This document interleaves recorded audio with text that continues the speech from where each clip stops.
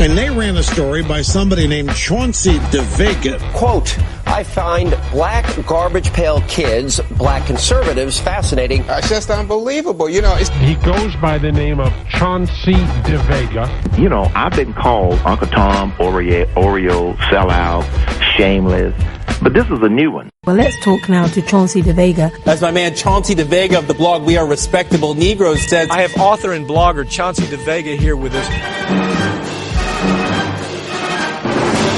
Hello, and welcome to the podcast, the eponymously named podcast known as The Chauncey DeVega Show. I think we can walk and chew bubblegum here on The Chauncey DeVega Show at the same time.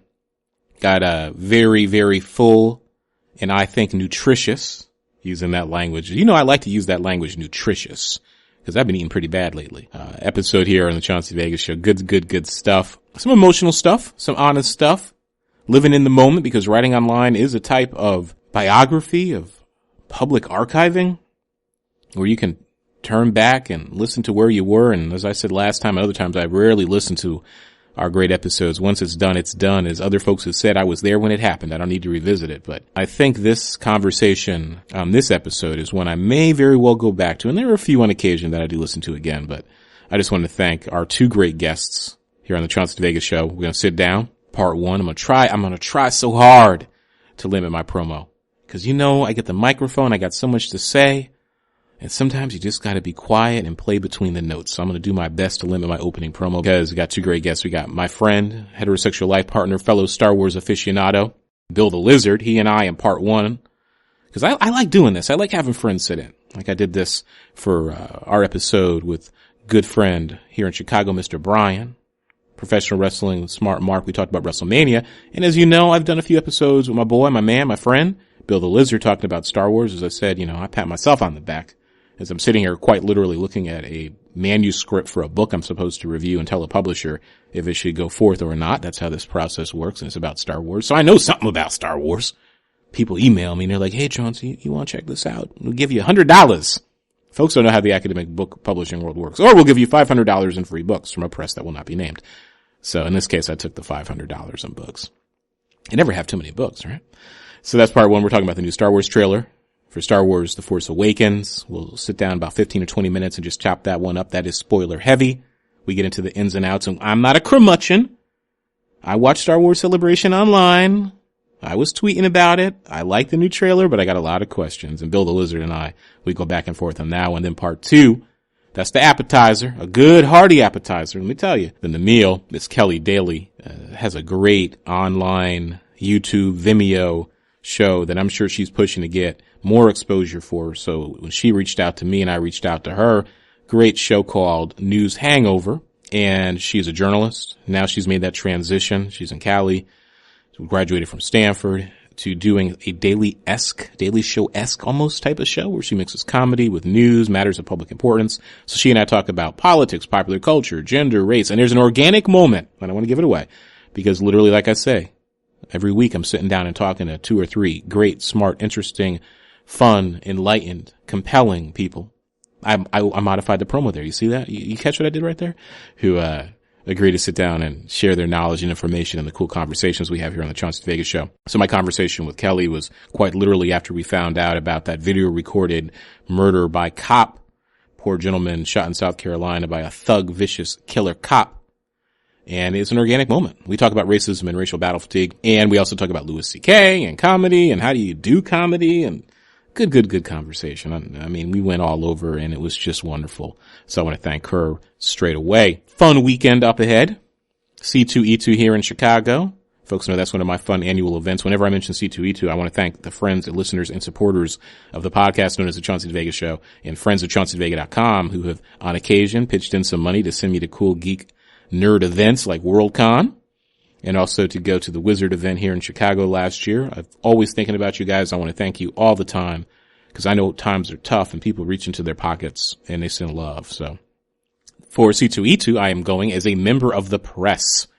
I don't know what that means. I guess it means I filled out an application and said, hey, I'm this guy who you occasionally see on Ring of Fire Radio and the RT. Looking to do more of those, fingers crossed. Salon and alternate, ChaunceyDeVega.com. Give a brother the hookup. So I got a press pass. So that cost me nothing. And I get to go and try to interview people. So I'm also thinking I may do an impromptu podcast if the moment strikes, if I'm able to talk to some cool, interesting, and smart folk who were there and it's not too loud. So I will be doing that. At the very minimum, I'll be putting up pictures of C2E2. Great programming every year.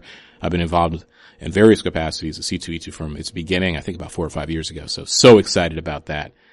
And I also had another great event. Again, this is all thanks to you guys here. I mean, if folks didn't show Chauncey DeVega some love, Chauncey DeVega wouldn't be able to email people and have opportunities to go and share these great experiences with all of you. So again, much love to the friends and fans and supporters of Chauncey DeVega Online and my various incarnations. Saw Dick Gregory here, giving shout out to the Promontory Restaurant and Lounge here in Chicago. Know some folk who hooked me up and said, hey, swing on by, Chauncey. I was supposed to try to talk to Mr. Brother Dick Gregory, but it was just too noisy, too many people around, and he was just so accessible to so many people. It would have been such a great coup to sit down and chat with him, but I'm still trying to work that angle. So he is on the dream list of guests for the Chauncey DeVega Show. Amazing performance. I mean, yeah, as Paul Mooney and others say, black don't crack.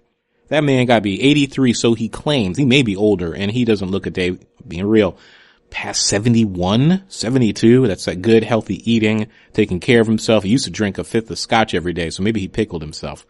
But boy, did he put on a masterclass. I wouldn't describe myself as a comedy nerd. I would say I'm a student of comedy, and I try to see the best, either live or virtually. I study their routines. I'm very fascinated by the role of the bard and the storyteller. And he was just so on point. Decades of experience, the way to work a room, the way to tell stories, the way to talk about current events, the way to interact with the audience, the way to have an agenda. And it didn't feel canned. It felt like he's a master and he's sitting up there on the stage and he's going to do his thing. And there were some wonderfully uncomfortable moments. And the true comedian, the true truth teller in the guise and form of comedy, I think this is especially true in the African American comedy tradition, makes you uncomfortable. He talked about so many things. And there was these moments when he called out black folks and others, especially African Americans.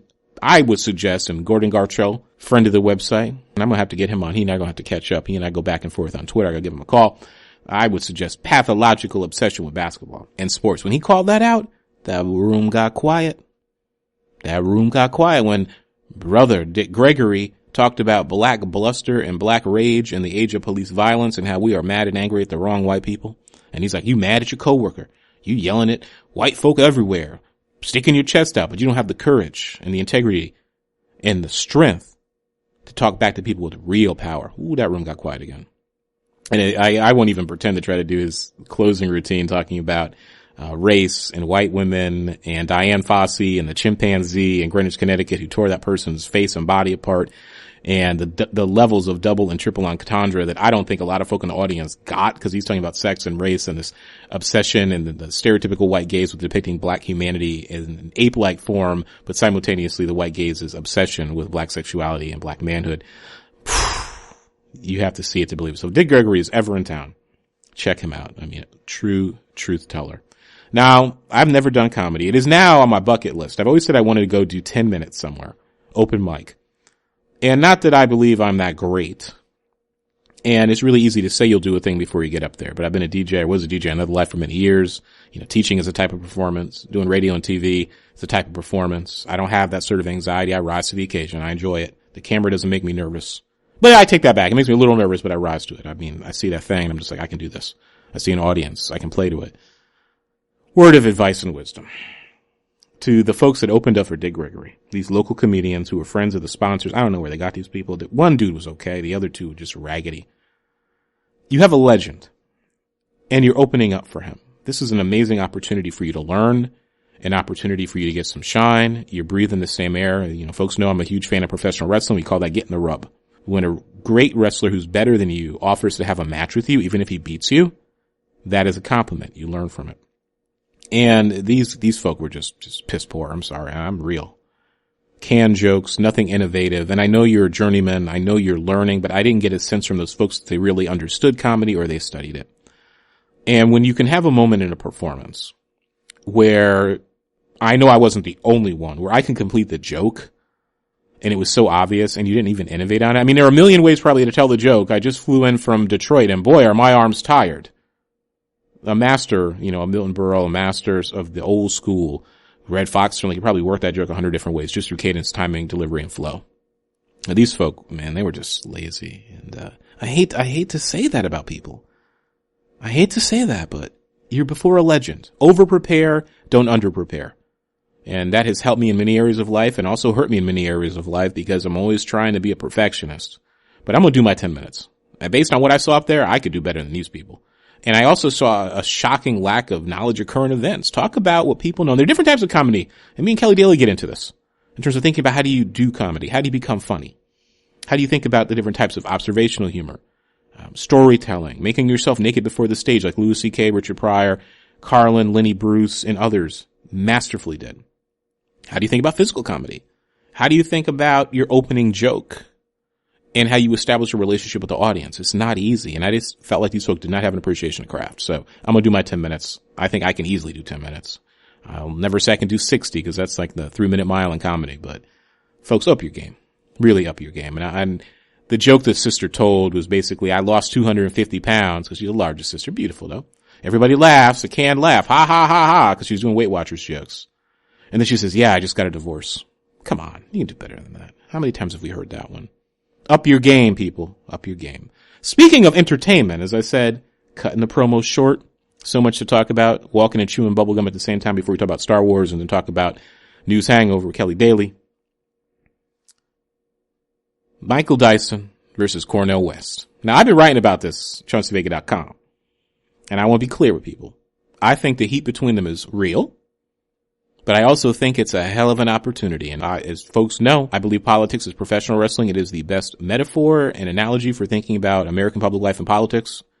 We can talk about American politics as vaudeville or vaudevillian, Russian politics too, in other countries too, in this age of spectacle and media and creating a confused and hapless public. But think about the setup. Cornel West and Dyson. Here's why it's great professional wrestling. Personal issues, mentor, student, friend betrayal. You have ego. You have both parties feeling wrong. Dyson has come out and thrown the first blows. His piece at the New Republic was an effort to ether Cornel West, take down the master.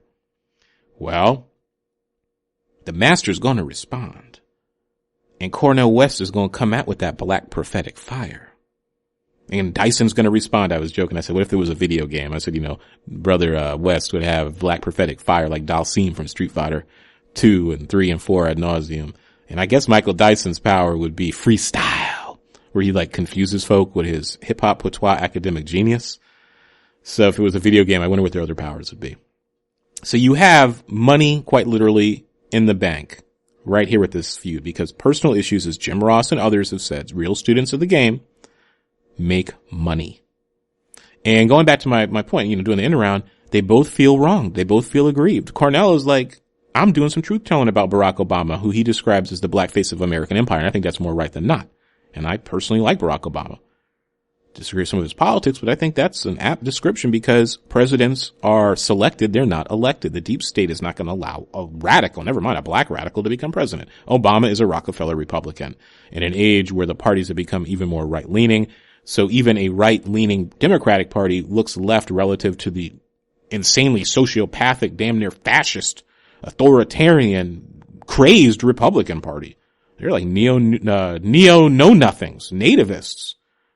My God, I won't say they're brown shirts, but there are some Liberty League types, most certainly in the Republican Party, and the Koch brothers. Never mind talking about them. I mean, talk about money, calling the shots, boy. And then you have Dyson, who's like, man, we're friends. I admire you. And I'm friends with these other people you're calling out. And it's a natural feud. So here's what's going to happen with this. Cornell's going to respond. Dyson's going to reel a little bit. They're going to go back and forth. And as I said, it's money on the table, money in the bank. They're going to go around the country and they're going to do the lecture circuit and they're going to have some hellacious debates.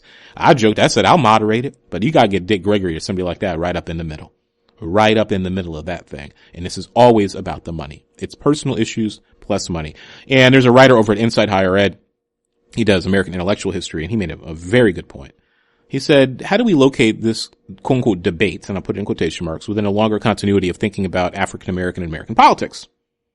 Because public intellectuals have always been contentious. Baldwin versus Ellison, I believe, they had a feud. We can think about other folks, Booker T, Du Bois.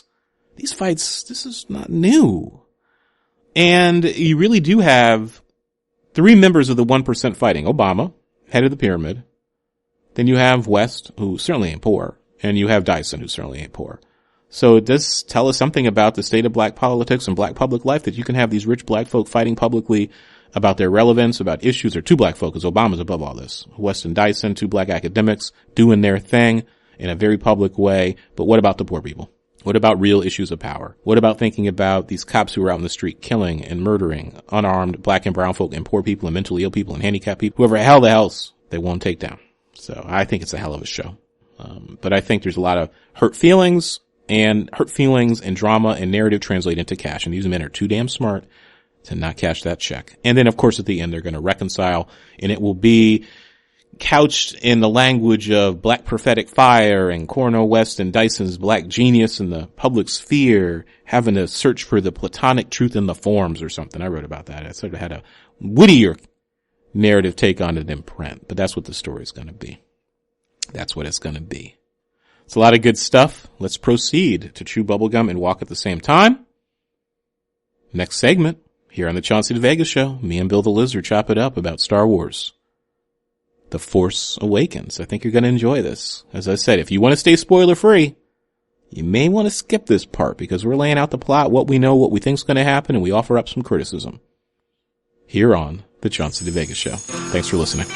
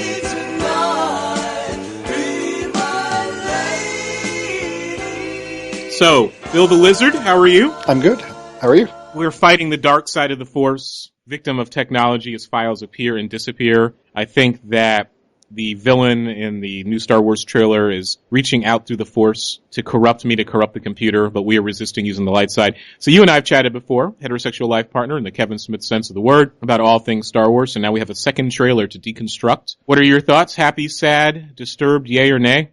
Very happy. I thought it was really good. What I really liked is the very picturesque style that apparently they're going with. The opening shot of the speeder going across the desert past partially destroyed and abandoned Star Destroyer with a old T-65 X-Wing in the front is absolutely stunning. The action sequences were really, really great. I loved seeing the new Stormtroopers. I loved seeing Kylo Ren. I loved seeing the new cast characters. The only thing I was actually kind of about was seeing Han Solo and Chewie at the end. Apparently everyone really loved it, and people are on the internet crying, but for me it didn't have the same impact. I don't know. So did you go from like A+ amazing enthusiasm, because I woke up, relatively early for me because I'm a night owl, to watch Star Wars Celebration. Yeah. And waiting for the trailer, and then of course BB-4 is awesome. I like me some BB-4. Oh, BB-8? So he's really, really cool, the little droid.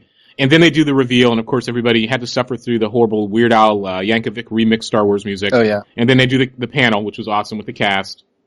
And then we get the reveal of the trailer. So of course, at first sight, I was like, wow, this is awesome. And, I think some folks are right in saying that seeing the Star Destroyer and the Z-95 sitting there is probably like one of the most Star Wars things we've ever seen since the prequels. Oh, yeah, definitely. So there's a lot of heart. So, but then rewatching it multiple times, we were talking about this earlier. On one hand, I'm super happy that it looks like a competent Star Wars movie. But trailers can deceive. And my only concern is, are things as obvious as they appear to be in terms of the plot? Looking at the first teaser that we saw, and then combining that with the trailer that we saw, I think that you can actually kind of start maybe piecing together parts of the movie. I mean, because in the teaser, you have this unknown voice that says, can you feel it? Basically goes through the whole thing, the Force is awakened, the light side and the dark, and then you see Kylo Ren in the middle of the snowy forest, ignites the lightsaber, and then you have a bunch of things happen, and you see the character of Finn, who is apparently a former stormtrooper. He's involved in some sort of battle or something. Some battle is happening, and then, Rey, the female protagonist, kind of trying to escape, and then there's chaos. But a lot of the scenes that you see in the teaser are actually present in the trailer also.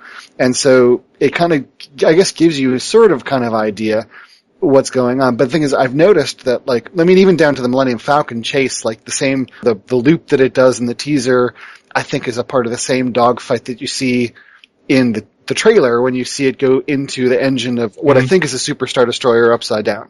That's what it looked like to me. And so I think what we're seeing is specific instances in the movie. Like the Kylo Ren scenes we see in the trailer, where he's using the lightsaber and doing the force push or whatever he's doing, I think is the same scene that Finn is involved in, where the troopers are coming into the dropship. I think it's all the same thing. So I think we're seeing very tight stuff. I don't think we're going too far out. And so that actually makes me very happy, because where I remember the trailer for the Phantom Menace, I felt that it showed a lot of different scenes and a lot of different things, and it was trying to impress you with how much it was showing. And because this is so tight, I kind of do feel that there's more to this than what we're seeing. That's my feeling. On one hand, it's like an odd feeling. I want to be right about the predictions about the film. Right. But on the other hand, I don't want it to be so obvious for anyone who has any, love or expertise or has really followed Star Wars for years to be like, okay, can figure this out now. So on one hand, he needs to, for new viewers, he needs to harken back to those, because I'm surprised whenever I ask students who are younger than 18, have they seen Star Wars, and some of them have said no. I mean, that stuns me. I mean, it's a cultural landmark.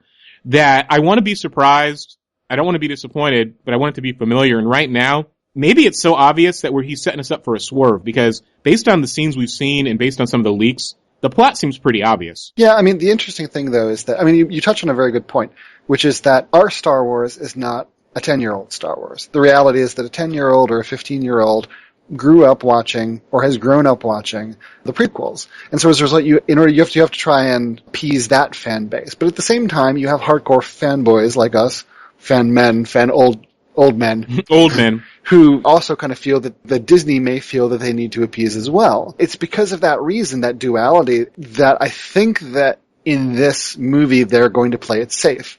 And it may mean staying close to familiar themes, and I think that's why they're going to the Ralph McQuarrie designs for things, because it's all safely trotted territory. Now, it may be that later on they go out and diverge, and it could be maybe there's a zinger at the end of this movie, which is what I've heard and through various leaks, that there is a zinger. Something happens that's like, oh, holy crap. I think that for most of the movie, it's going to be safe territory. And within the exciting realm of Star Wars. And that's not a bad thing, but you don't need to reinvent the wheel. It just needs to roll at the right way, at the appropriate speed, with the appropriate chutzpah. But in terms of wanting to be surprised, so for listeners to the podcast, we've sat and deconstructed, and we still have to do our shoutcast for Star Wars, Bill the Lizard. So we made some predictions in the last podcast, right? Where we opened up the new season of the Chauncey DeVega Show. And what do you think is going to happen so far? So we basically have some things we've established. And a lot of folks have said that the new trailer is worrisome because it doesn't show anything new. That Abrams has not shown us his ability to do anything that is original. So, as you said, we have the shot that harkens back to the second Death Star run, where he's in the Super Star Destroyer with the Falcon. Right. We have the handing off the lightsaber. We've seen that. We have we'll talk about this, the debut of the new Empire, whatever that is. Well, that's a shot right out of Attack of the Clones. We have various shots on, Tatooine / what's the new planet? Jakku. Jakku, right? We've seen a desert planet before. And we have other shots. Again, even the X-Wings, when Rogue Squadron drops down into the river. Right. Well, that sort of harkens to the trench run. A little bit. In a lot of ways. I can see that. So he has a lot of sort of visual echoes to the earlier films. I'm just hoping that Abrams can do something original. Right. Because if it's stuff we've already seen before, it's just going to be horribly synthetic. So what is the plot so far? So this is our spoiler moment. If folks don't want to hear spoilers, close your ears. The plot so far is I've heard a lot of theories, and I can't necessarily say if they're true or not. But what I understand, what I guess has been officially established, is that the Empire somehow is morphed into something called the First Order, and that the rebellion may have spawned a new republic of some form, but that has somehow slid back into what is called the Resistance, and that it is in this kind of, I guess, bubble that action, adventure, and hilarity ensue. And I think that it seems to me that the main characters, as we said last time, are probably Rey, who is the female protagonist, and Finn, who is the male protagonist. And I believe that there's also Poe Dameron, who could be maybe the Han Solo type of character, the best pilot in the galaxy type of role. And then, of course, you have Kylo Ren, who is this dark Jedi wielding red lightsaber with a hilt guard. And that's about as far as officially what they've said. My feeling, though, is that if the First Order could be the First Order of the Sith, it could be, what we could be seeing is that basically, as with Rebels, the cartoon, and other things, the Sith Inquisitors, the acolytes that you see to Emperor Palpatine, who are probably Force users of some type in Return of the Jedi, they just don't go away. And so I think maybe these are the last vestiges of the Order. And the interesting thing, too, that I was thinking about is that, you have the Rule of Two. You have Palpatine and you have Vader. Now, Vader was the Dark Lord of the Sith master for maybe about 5 minutes before he croaked.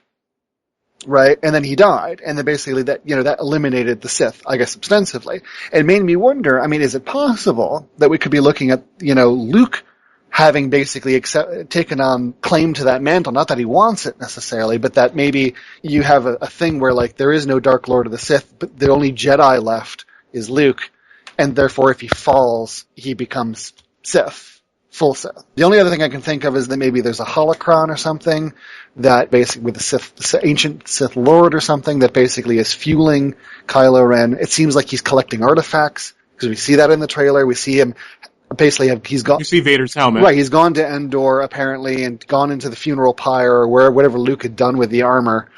Because his body would be gone because, he ascended to the light side of the Force. So it seems like he's collecting artifacts. Even Kylo Ren's lightsaber, even though it has the hilt thing, the bottom end looks like Darth Vader's, or similar to Darth Vader's lightsaber. If he's collecting artifacts, he has the helmet, and then he has Vader's lightsaber, which has been damaged, so maybe he needs to make the hilt as a way of releasing energy to keep it balanced. So I think that could be a really, really neat thing. But here's my question, as we said. So it's been established, as I said, a lot of folks will find out in a few months. Time is going by really fast. So there's a quest. So our protagonists have to be united by some sort of quest to go find Luke. Right. So is it that they're going, because Luke clearly is at a Jedi temple of some sort. We've talked about this. He's in isolation. He's meditating. Perhaps he's trying to keep himself from being seduced by the Force. Right. Or maybe he's protecting an Archon, or an icon of some sort that he's found. So you have the quest element. And now the idea of the Force Awakens, well, the joke being is the Force asleep. So maybe we've had balance both ways, and our protagonists are now having their latent Force abilities awakened. So that could be, the title. So we have the quest element. They get together. What we know about Finn so far is he's a stormtrooper, and if you watch the trailer at the scene with the forest, apparently that's where he breaks ranks and decides he can't work with Kylo Ren anymore, and they imprison him, and that's when he meets up with, who's Oscar Isaacson's character again? Poe Dameron. So they meet up together. So then they steal the TIE fighter. And then we have the scene on the planet, and apparently Harry Knowles, who claims to have some sort of inside information, but he's been pretty right so far, that's a huge scene where we see the land speeder, the repulsor sled, going across the desert, and she's going to meet somebody. And you and I have speculated about this, that we think it's pretty good. I'd give even money that it's Lobot from Cloud City. Oh, I mean, the old man, the old guy inside the attic. Oh, I think that might be very, very possible. Yeah. I mean, if it's not Lobot, it's a lost opportunity. In my personal opinion. Because, that would be a nice wink for the fans who would immediately get the character. And Harry Knowles is saying it'll blow your mind who it is. So I would hope it's not Yoda, his ghost, or Obi-Wan's ghost. I would hope it's a physical person. And then if it's Lobot, who's aged, and perhaps he had a sleeper program put into him, or he was working, he's been reprogrammed by Kylo Ren, then that's a nice connection to Bespin, because now we have to figure out, how does Luke's lightsaber play into this? Right. Because that's supposed to be the element for the quest. If we're dealing with a situation where Kylo Ren is hunting artifacts, either for himself, right, or for some other entity. It's been rumored that Andy Serkis is playing the big bad. And, like I said, that could be a holocron of Darth Bane or Darth Revan or some, who knows what it is. It could be Darth Plagueis, in some way. But, if he's hunting artifacts, and especially things connected with Vader, it would make sense that they would want to go after Vader's lightsaber. I mean, for all the good things that Luke has done with that lightsaber, that is the lightsaber that he used to kill 30 children. Mm-hmm. And in a sense, basically, if we're dealing with myth and folklore, I mean, the idea that the first lightsaber that we see Luke activate in A New Hope, it's Excalibur. I mean, it's very interesting. I mean, like the idea of like trying to possess something and in order to claim legitimacy. I mean, so it actually reminds me kind of like, the popes and the anti-popes during like the medieval period of Europe, where basically you have two people claiming to be pope at the exact same time. I mean, it's very possible that we're dealing with Sith who are not technically Sith, even though they may claim the mantles and title. You know what I mean? And then they have to legitimize themselves by collecting things to show their power and authority. So it could be as simple as that, but I have a feeling that it's probably something like the whole, can you feel it? The force is awakened, whatever he says. I'm just pretty sure that's Andy Serkis saying that. It could be something like basically, the lightsaber's found, it triggers something, and as you said, it awakens something, and basically they say, okay, there's a ripple around this thing, and something, there's a nexus happening around this object, and so then Kylo Ren then gets sent out. It's hard because with the monomyth, it's basically an idea that some stories are told in every possible form and they're repetitive. If we have the next three movies basically repeating the structure of the first three and the middle three of the trilogies, the first two trilogies, that's okay because that's a callback to, sort of mythic storytelling. But it would be neat, like you said, if every character has to want something. I mean, we have to talk about character arcs. So you have to sit down and say, okay, and I'm sure J.J. Abrams did this in the writer, what does each character want? Right? So the Sith acolytes or whatever these Sith are, or they're Sith pretenders, well, they want more artifacts because they want more power. And if these are Sith acolytes, we've said this before, Darth Sidious is one of the greatest villains of all time. Right. In cinematic history. So he's created this thing with all these layers of deception, of desire, of different ranks, different people playing against each other. So it could ironically be that with his fall and supposed death, because I don't think he's dead. I mean, drawing on the EU, I think Darth Sidious is too powerful to have been killed that easily. That the chaos that ensues after the fall of the formal empire, well, that could be part of his plan, too. Right. So then you see these Sith acolytes fighting one another for these artifacts, and that brings us to the main villain, or so we think the main villain is. Why does Kylo Ren wear a mask? Because my hypothesis would be, if you're writing a story, you don't put somebody in a mask unless you're going to do the reveal. And the reveal has to be a surprise. So could Kylo Ren be the Emperor, or could it be a clone of Luke, or is it a relative of Han and Leia? Film-wise, it's cool to have them wear a mask, because then you do have a reveal. They'll pull off the mask and like, aha! type of moment. It could be a number of different things, I guess, within the story. I mean, if we're talking about within the actual framework of what's happening, it's very possible that maybe he's wearing a mask because Darth Vader wore a mask. And if it's a cult of the Sith, specifically of Vader. Because Bane didn't wear a mask. Right. Did Bane? No, Sidious didn't wear a mask. Bane in the Darth Maul didn't wear a mask. Bane in the EU didn't always wear a mask, but Bane in the incarnation that we see in Star Wars Clone Wars, the cartoon, he did. But we see his Force Ghost, and he's wearing like this elaborate kind of armor. The mask Kylo Ren is using. It is very similar to Darth Revan's mask from the Old Republic stuff, but since that's all now legacy, I mean, it doesn't, or whatever they call it, Legends, I guess it could be a connection. I know that Darth Revan was almost included in Clone Wars cartoon, but he wasn't. Darth Bane was. And Darth Bane was also created by Lucas for the backstory to explain the Rule of Two. So if that's the case, my feeling is that, I mean, the mask could also be a hearkening back to Darth Bane as we see him in the Clone Wars cartoon. The other thing to mention, too, that I've been thinking about is that you notice Kylo Ren doesn't have the title Darth in front of his name, which basically tells me that he's not a Sith Lord. Oh, good point. That's the auspices of a Sith Lord, and that is something that he probably hasn't earned yet. Could be that it's just obfuscation. They're giving him a name, and the name doesn't mean anything. Like, for example, Dooku and Darth Tyrannus. It could be that Kylo Ren has a Darth name, but you just don't know yet. Well, here's another, again, going for the big reveal. Again, our own assumptions, the male gaze.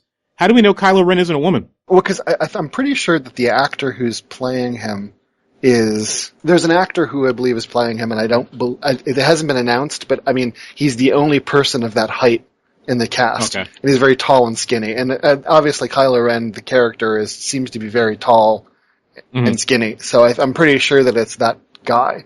There goes my bit of surprise stunt writing. Oh, well. Because that would have been an interesting story element. Well, it definitely would have been. I mean, for me, I'm trying to figure out who Dominic Gleeson is. Because there's been theories that Dominic Gleeson is the character who's standing on the platform in front of all those stormtroopers. And that Captain Phasma, who is, I believe, played by Gwendolyn Christie. Yep, she's one of the Chrome Troopers, the Honor Guard or the Commandos. And that she's standing next to him, because they've blown up that scene and you can kind of see it. I wonder whether Dominic Gleeson could be the clone of Palpatine. I mean, they did it in the EU. I mean, I guess they could do it here too. Do you think the average casual fan would be surprised by that, or would they be like, oh, that's lame? It depends on how they do it, I guess. I have no problems with them redoing things that have already been done in the EU, and I definitely don't have a problem with them redoing things that thematically have been done in Star Wars, provided that, it makes sense. And we've talked about this before, but I do think that when Marvel started doing the current movies that are in the MCU, the Marvel Cinematic Universe, they had this idea of connecting all these movies together. It was a real revolutionary idea, and it was a risk because, big companies view these characters as money-making properties, and while they want to do cool things with them, they don't want to go so far as to ruin their own property. So doing that was really risky for Marvel, and when Disney acquired them, that plan was already in place as far as I understand it. And Disney allowed it to continue because it was a good idea and they were doing it well. And so the culmination of Avengers, which I believe was the first movie that Disney made as the owner of Marvel. I think I could be wrong on that, but I'm pretty sure. This risk seems to be, and trying new things seems to be Disney's kind of MO with regards to Marvel. But I get the feeling that because there was such a backlash from the prequels, and that because the cartoons are kind of a niche thing. I mean, there's a lot of Star Wars fans who haven't watched it. They should, but. And as you said, the Clone Wars and the new Disney cartoon are great. Right, they're great, yeah. But I mean, there's a lot of people who haven't watched it, so it's very possible that we're seeing them basically play it safe, because playing it safe means money. And the Phantom Menace on through to Revenge of the Sith was new territory that didn't go over well, and they may feel that they need to stay close to the chest. Do safe things, do close things. I hope that doesn't ruin, the overall feel. I hope that doesn't make it, as you said, it had this we've seen this all before feel. We know who the Luke character is, we know who the Leia character is, we know who the Han character is, and it's just repetitive. I'm okay with that generally, but if you have something new to add to it, because I think that, there's only so many ways you can tell a story. I can't remember exactly who, maybe you can remember it. They basically have decided that there are only so many different types of stories that you can tell. I don't remember exactly the number. Shakespeare? Well, yeah, Shakespeare, but they actually archetypal stories. I guess they said there's only so many archetypal stories that you can tell. Huh. And that basically within that number, you have to kind of pick a path. And the further you get along in your story, the more your choices later on diminish. So you're kind of forced into certain niches as you move along with your story. And very much the same way like with opera, once you kind of go down a path musically, you only have so many different ways of getting yourself out of it musically. And it's like, we were talking about this before, sort of the path dependency. Right, you're right, exactly. Right, so you write yourself into a corner, and the problem is now they have to write themselves out of it. Right, and generally, I'm okay with that. I'm okay with doing normal, conventional things, because Occam's razor, the most obvious thing is, the most probable thing is probably the best way to get out of it. It's just a matter how you present it. And here's another quick question as we wind down. So obviously we have to give our yay or nay on the other project that was revealed at Celebration, Star Wars Celebration, which is the new Star Wars Rogue One movie, which is supposed to be like Zero Dark 30 meets Star Wars. So we shall see what, as a lead-in to how do the plans for the first Death Star actually get stolen, how did that mission go down. So you said you didn't like seeing Han and Chewie at the end. I smiled because it was nice, it was nostalgic. Did you just feel like it should have been revealed later, or you're just wondering about their role in the story? I didn't not like it. It was just that, Chewie were home. It kind of had a very, very fan-pleasing type of quality to it. Like they were trying to placate in some way. Mm-hmm. And I don't know, I would rather have had my first shot of Han and Chewie, primary original trilogy characters, be in a different way. And it begs the question, home implying that they're not with the Falcon anymore. So some, EU stuff, I hope this isn't true, suggests that Han and Chewie actually have a Star Destroyer or a Super Star Destroyer. Yeah, that they're captains or something. Yeah, I just hope that's not the case. That would just be... It could be, but the thing is, again, it begs the question exactly what the hell is the Resistance? Because the thing is, the reality is, words are powerful things. Words mean things. So when you call yourself a rebellion, it means that you're casting off, right? Yep. But when you resist, it's almost like a push-pull tug of war. Mm-hmm. And so does that mean that they are completely overwhelmed? Does that mean that there's no, it's not a civil war. It's basically a guerrilla war.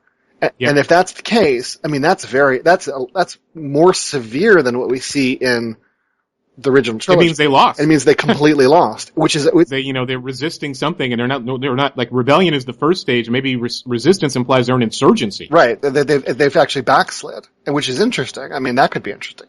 But I mean, as far as the Rogue One thing goes, I understand that they're going to call the movies that do not have anything to do with the main numbered trilogies anthologies. So for example, it's going to be Star Wars Rogue One anthology. And I guess it could be a one-shot, or they could do a sequel, or something like that. I guess they leave that open if it's really popular or not. But my only real problem with it is I kind of feel that it's territory already treaded. I like the Death Star, and I like, but I don't necessarily feel that we need to go into that. As far as I'm concerned, I know that Leia gets the plan because I see it in A New Hope, and I don't really need to know how that happens. Now, if they put a spin on it, if they make it interesting in some way, like this group is trying to get to Death Star plans and they fail, okay, Reservoir Dogs thing at the end or something where basically everything completely goes to shit, then maybe it could be really interesting, or maybe there's something else going on and it ties in. But I mean, I do feel that having it be in that time period, though, you're kind of writing yourself into a corner. You know what I mean? In much the same way that I don't really understand where Rebels is going, because how can you have Jedi running around that if they're going to die? How do you tell the 10-year-old that, his favorite character from the Rebels cartoon is going to die? I mean, it's a tough one. Like you said, the question the question for a film shouldn't be, can we make it? It should be, should we make it? Right. And how does this fit into the larger property? I would much rather see a Boba Fett movie before I see a movie about stealing the Death Star plans. But that's just me. That's a more interesting, unresolved question. Oh, exactly. I mean, I would much rather see a movie or a cartoon that takes place immediately after Endor, like day plus, Endor plus one. That would be interesting because that would be a good tie-in to Force Awakens, but it is uncharted territory. And I think the fact that they went with Rebels, the cartoon, and the fact that they're going with Rogue One, which is basically getting the plans to the Death Star, it doesn't show a lack of creativity because I do think that those are creative projects. It does show a desire to be safe. Or they can even do something, it's a throwaway, and folks who read the novels are actually pretty good. Show Lando Calrissian or a Lando-like character at the Battle of Tanav. Oh, yeah. Show, first meeting. Show us, we'll see it later, going to do some Han Solo movies, but show us a young rogue Han Solo. Yeah. I mean, they're definitely going to do that. Or show us something with Rogue Squadron after the war. After the, as you said, after Jedi, because Rogue Squadron is a storied unit. Right. Rogue One could possibly be amazing. I'm not thrilled with the director because I didn't necessarily really think that his take on Godzilla was great. Yeah, Godzilla was horrendous. I guess maybe the moral there, the right people and you can fail with a big budget, they'll give you even more money to fail with. Because Godzilla was an abomination. Well, I mean, the opening credits of Godzilla were brilliant. And I think the first half hour of Godzilla was really, really good, strong. Yep.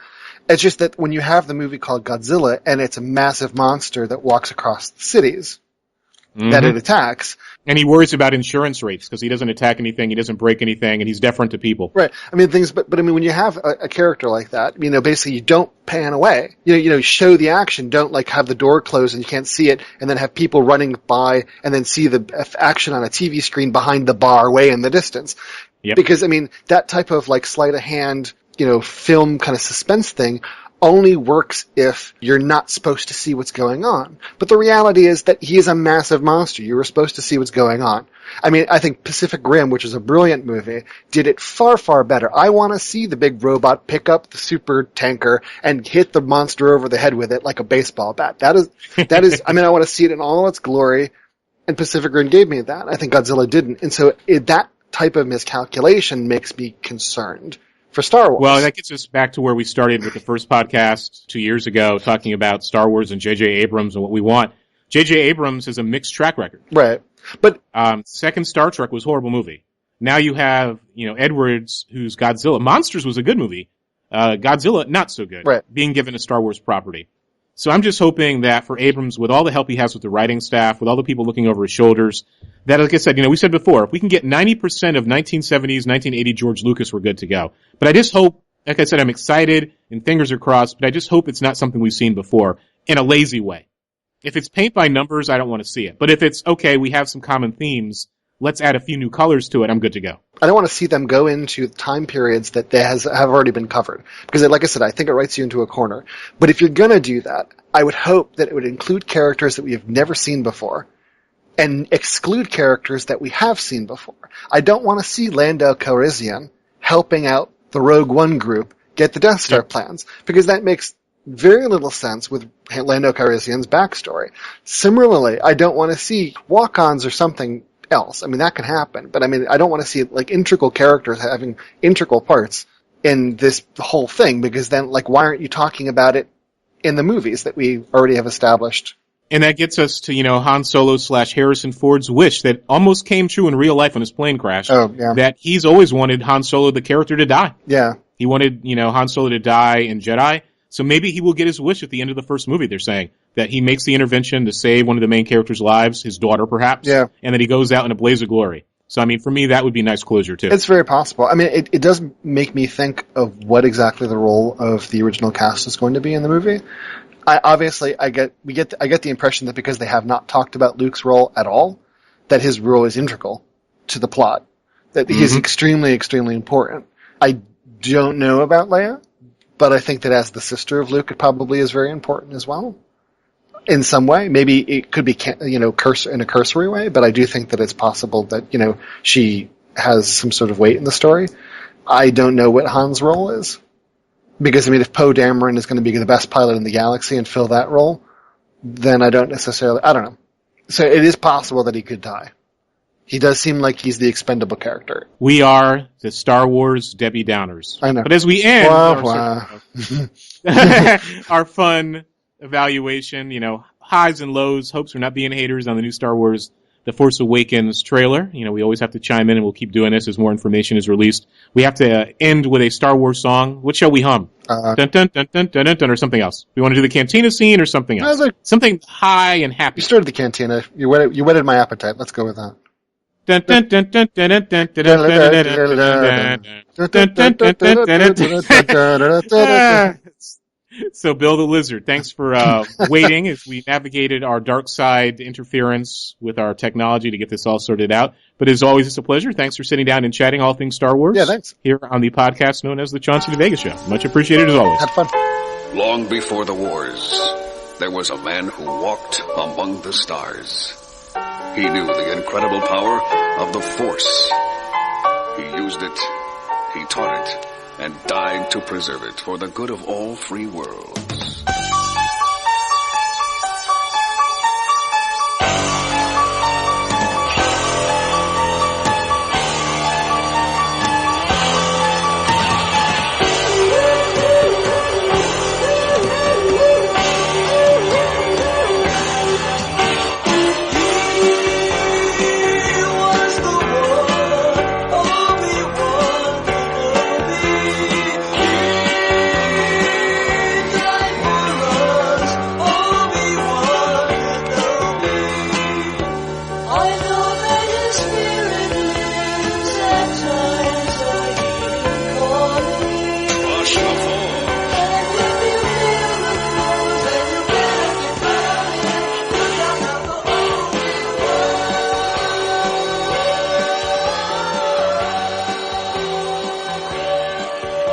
Good stuff.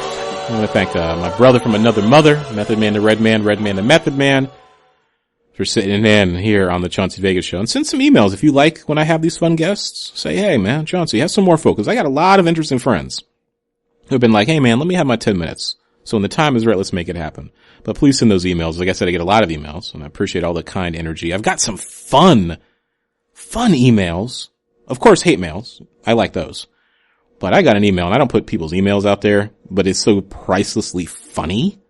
I'm so close to wanting to share it. So one of the most popular pieces here on the website, chaunceyvega.com, is that series I wrote. I talked about it with a former guest here on the podcast, Dr. Raj Shivo, about race and the color line and race play.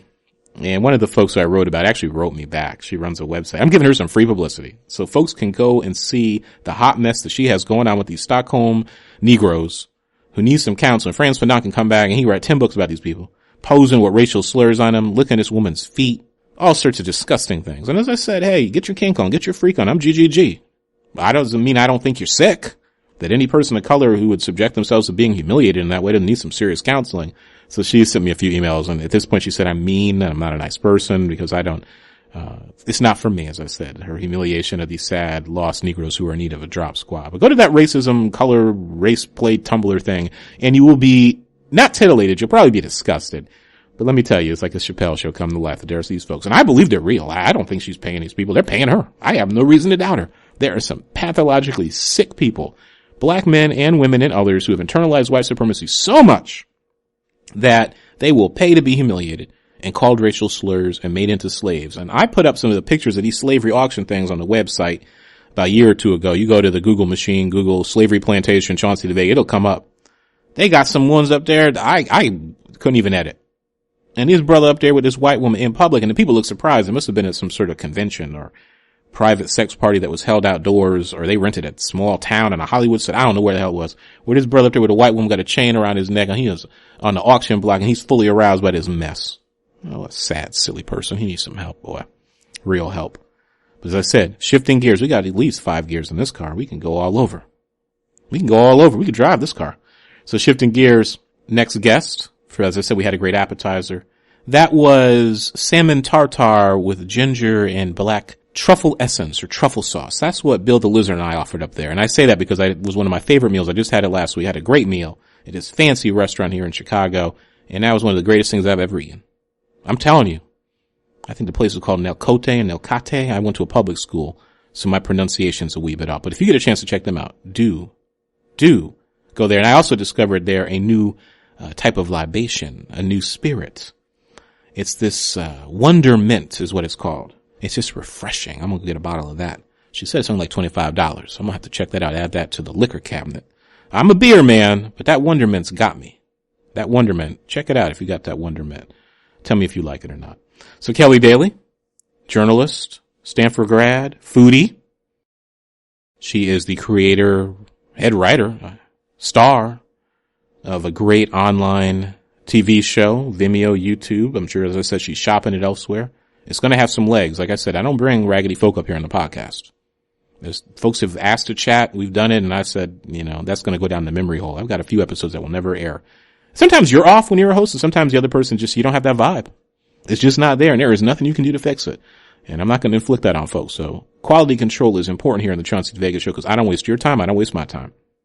And as somebody who mentored me back when I did radio, and I've since returned to sort of thinking about their advice, sometimes and this is just me always trying to give folk helpful wisdom. When you're talking to somebody that it should be 30 minutes and not an hour, cut it short, because the folks can hear it. Folks can hear your annoyance. Folks can hear this is not going anywhere. Folks can hear this is boring as you know what. It's like watching paint dry. And if you as a host aren't feeling it, very rarely are the folk listening going to feel it. And that's not narcissism or ego. That's just honesty. And sometimes you can be surprised. Let me tell you, me and Keli, no such problem. Like I said, wonderful dance partner. We talk about news hangover. We talk about comedy. We talk about the practice of learning comedy. We have a fun moment where we talk about Pootie Tang. And I can't mention Pootie Tang and Louis C.K. And a lot of folks don't know he was one of the writers on Pootie Tang with Chris Rock. Don't know that little bit of history. Just like that the Predator and the character from Harry Met the Hendersons, or Harry Meets the Hendersons, was a black man. Did you know that? We'll put that in 100 Great Negro Facts, that the Predator was played by a black man. It was supposed to, I think, originally be played by Jean-Claude Van Damme, and it just didn't make any sense to have a 5'3" man up there trying to fight Arnold in a group of commandos. That just didn't work. And I saw that on the Predator Blu-ray, which has a great commentary track, by the way. So Keli and I touch on so many issues. And as I said about Pootie Tang, I even do a Pootie Tangism. I'll give you a little hint of some Pootie Tang. Shepatow on the one way, on the pantasai. That's a Pootie Tangism. Pootie is genius. I know a lot of folks don't love that movie, but I think it's awesome. So coming up next, after our musical break. Now, folks have noticed now we're getting the musical breaks going here. Like I said, we got a lot of great online sources for free music that's open source that won't get you in trouble with the copyright trolls. Trying to intersperse that. So after our musical segment, that's a way of breaking up conversations within your podcast. See, I learned something along the way. The great, the smart, the very entertaining Keli Dailey. We talk about race, comedy, gender, the racism beat, keeping our hopes and spirits up, navigating these online waves, social media, all sorts of interesting things. Good conversation with Keli Dailey here on the epononymously named podcast known as The Chauncey DeVega Show.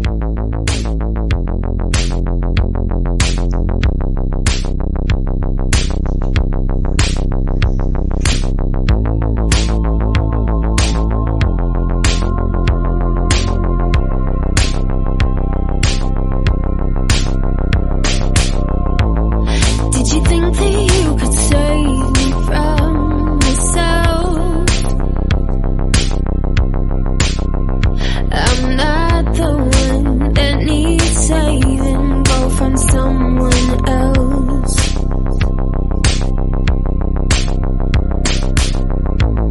Did you think that you could twist the pain, change the blame, set me up in flames? Well, I think you know you're the one that's changed. Never thought it would be easy. So I was having an organic moment that I guess you're going to have to share with me. I think that folks will probably be able to relate to it. Did you just hear about that shooting in South Carolina? No, I didn't. Tell me. Yeah, so again, adding to the necropolis of black bodies recorded on video being killed, there's a gentleman, he was 50 years old, who was stopped at a routine traffic stop, basically something like a broken headlight. So then, of course, a quote-unquote scuffle ensues. This white cop lies and says that the gentleman had a taser or tried to take his taser, so you know what they're going to do then. So then he chases him down and shoots him 8 times. So lo and behold, the cop calls in that his taser was taken, he's in fear for his life. You know the standard script. And then there was apparently somebody hiding behind a tree recording the whole thing. Wow. So, talk about habeas corpus and extremis. So they just arrested the cop for murder. But as I said, we're having an organic moment. So of course I was on Twitter and communing with folk, and we can talk about the, who knows the symbolic value of those types of politics. But I just had to sit down and write something. So I'm just processing. So that's our latest outrage of the day. Do you find that, are you getting a good response from people, or is everyone bewildered by, I saw your article recently on how racism contributed to Michael Brown's death, regardless of whether hands are up or weren't up. Like, do you feel like people still don't know the correct response, or people, of every background? That's a tough one, because I think black and brown folks, especially African Americans, given our history in this country, we're not crazy. We're not insane. I was on Ring of Fire and in my own writings and talking to folk. I think it's numbing, because we've been telling you this stuff is real. It happens to us personally, to our families, never mind going back to lynchings. And it's a frustrating moment, because now, lo and behold, the white gays, and well-meaning white folk too, now, oh my God, they're surprised. We can't believe, well, we've been telling you about this for centuries. So, what do you do with it in terms of the long term, in terms of changing police procedures and practices? I don't think anything will ever change, because historically the police have existed to harass African Americans and to serve certain moneyed interests. On one hand, you want to be outraged, but at this point I'm sort of numb. And one of the things I've been sort of working through is thinking about how I, as a black man, as we as black folk, in particular black men, how we're not monsters. We're human beings. And there's this anxiety about some sort of monstrous blackness that can legitimize the killing of Eric Garner being choked to death on video. Never mind that poor child, Tamir Rice, being killed. And all these other examples we just can recite and recite and recite and recite. And as I said, it's numbing, but what do you do? It's racial exhaustion. It's racial battle fatigue. I, as a black female in America, the only country I've ever lived in, I have this duality of perspective, right? I was listening to W. Kamau Bell talk about how we consider normal to be white and normal to be white male.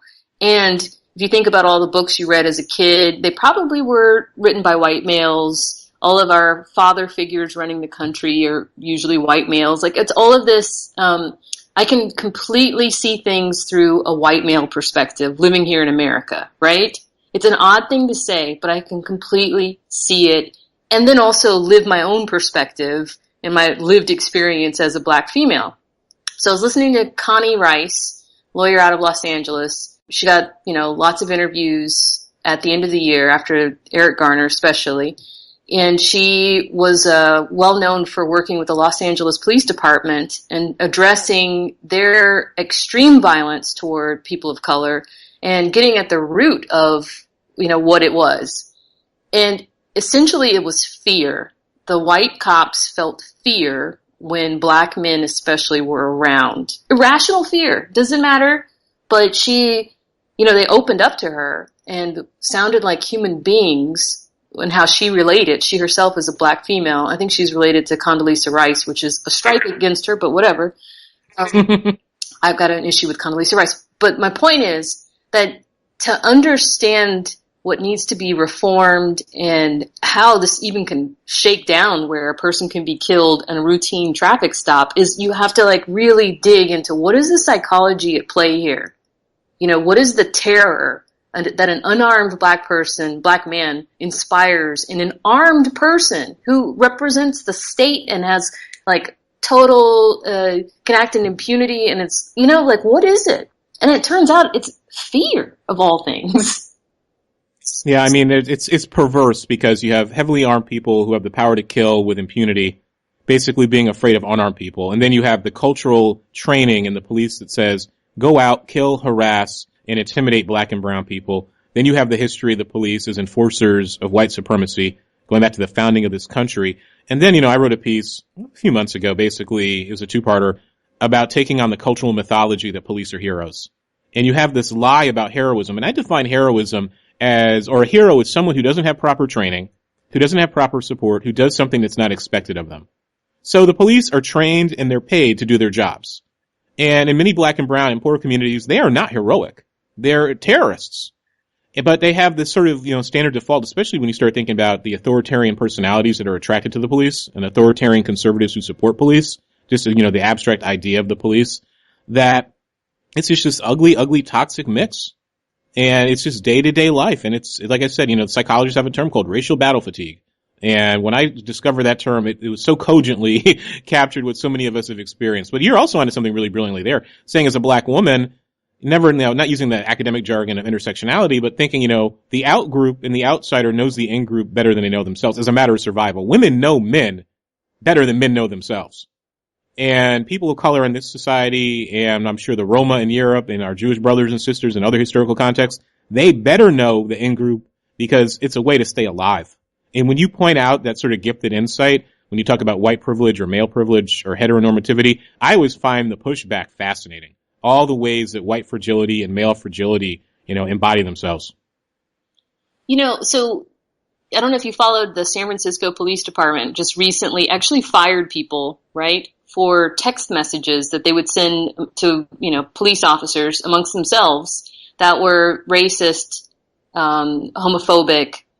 And, I don't know if this came down through a FOIA, a Freedom of Information Act, or how they got out, but there were consequences. And the weird thing is, one of the police officers was a gay man who was saying really homophobic things with his white peers. And I'm pretty sure there were some people of color also that were making jokes about, there's a black man with my wife right now. I'm sure he's trying to rape her, or something that was just meant for their conversation alone. But they had people of color and gay people represented within this horrible conversation, and the consequence was people being fired. I guess I'm just saying that it's a very weird culture, policing human beings. Very weird.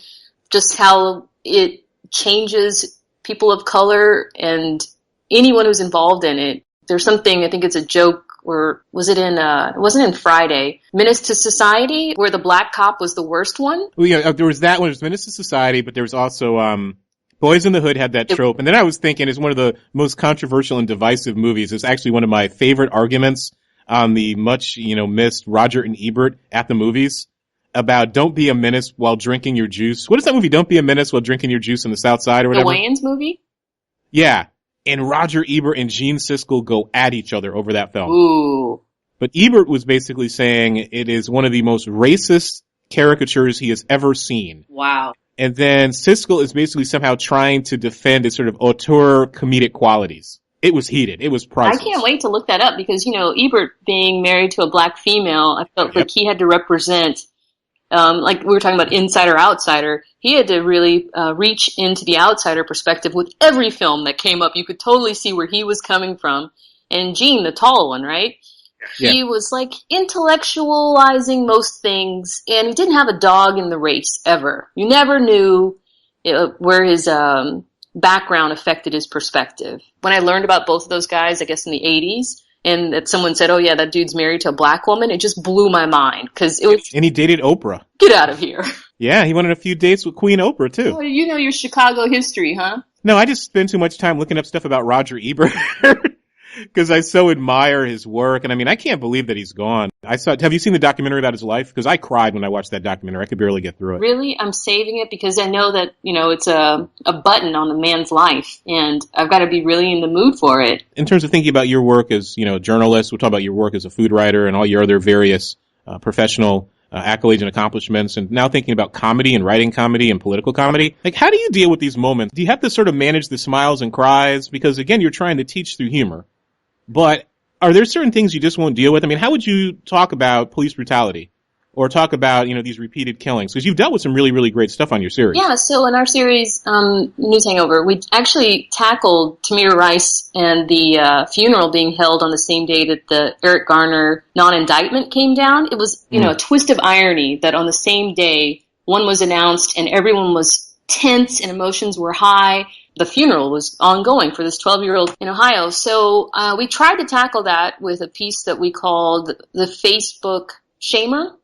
And we tried to do narrative journalism, narrative comedy where, it's the conceit is me on a date with a guy. And we try to find something to talk about. So we talk about like news headlines. And I tell him I was at a protest the night before about the non-indictment in New York. And we tried to be light in some moments, and it inevitably was heavy, of course. And we screened that to some audiences. Our target audience are young women.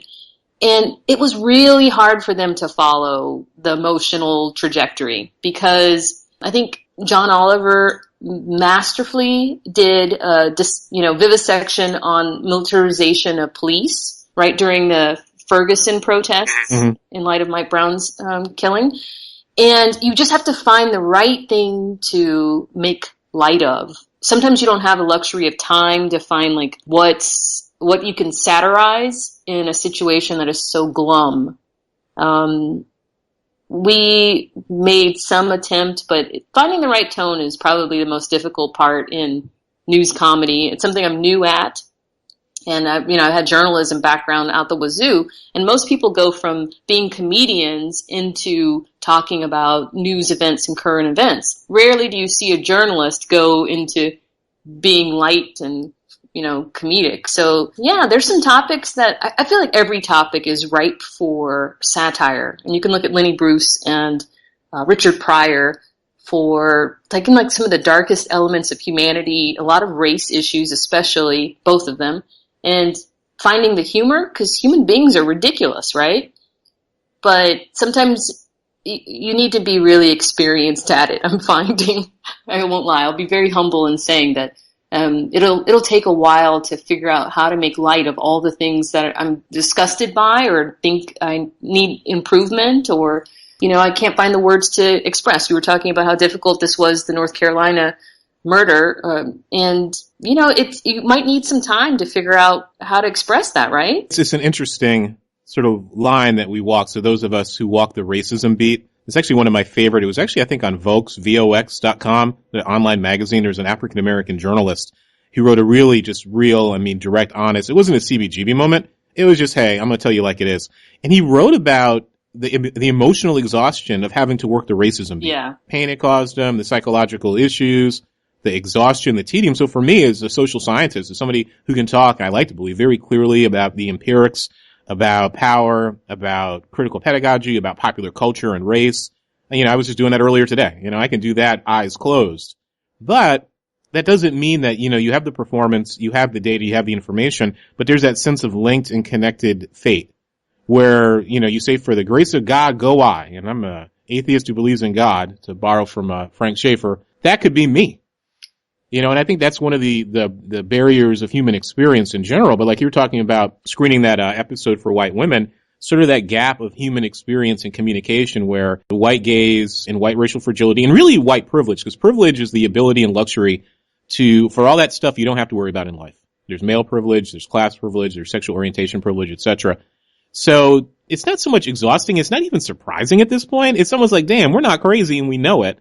And I'm just, as I said, perplexed by the theater of it because it's a cycle. So the white mainstream news media and some black folks who are invested in social and political conservatism, you'll have the surprise moment, then denial, then, oh my God, we have to see what really happened. And, I just wrote a piece on ChaunceyDeVega.com and I'll try to circulate it elsewhere, where I can predict, and I'm sure you can too, you're probably thinking about this for a script perhaps, all the ways that white racist, paranoiac thinkers will come up to excuse make for killing an unarmed black person. We can write this stuff right now because they're gonna do it. And so on one hand, it's darkly humorous, but on the other hand, it's just wisible, to use that sort of British phrase. Chauncey, so doing the racism beat though, I mean, I imagine it also like doing the sexual assault beat. You eventually hit some kind of like, either you're angry with your audience or angry with the event or some kind of frustration where you reach like an absolute like boiling point. How do you not burn out doing that? Funny you say that. I was actually talking to somebody about this a few weeks ago online. And I had a colleague of mine ask me to come talk to her class about blogging and writing online. Her name is Claire Potter. So I did that virtually. We're talking about writing online and blogging in race. And it's like, I like to believe, the psychologists tell me, so they say, that I'm a remarkably well-integrated personality. So, for me, it's intellectual work, but it's also, legitimate upset about social injustice. You should be angry about social injustice, but you can't be angry at everything all the time. So when folks who've actually met me in person over the years, who know me at ChaunceyDeVega.com, they're like, man, you're like chill and you're just regular and happy. I'm like, yeah, I love feeding the birds at the lake. I try to be good to my mom.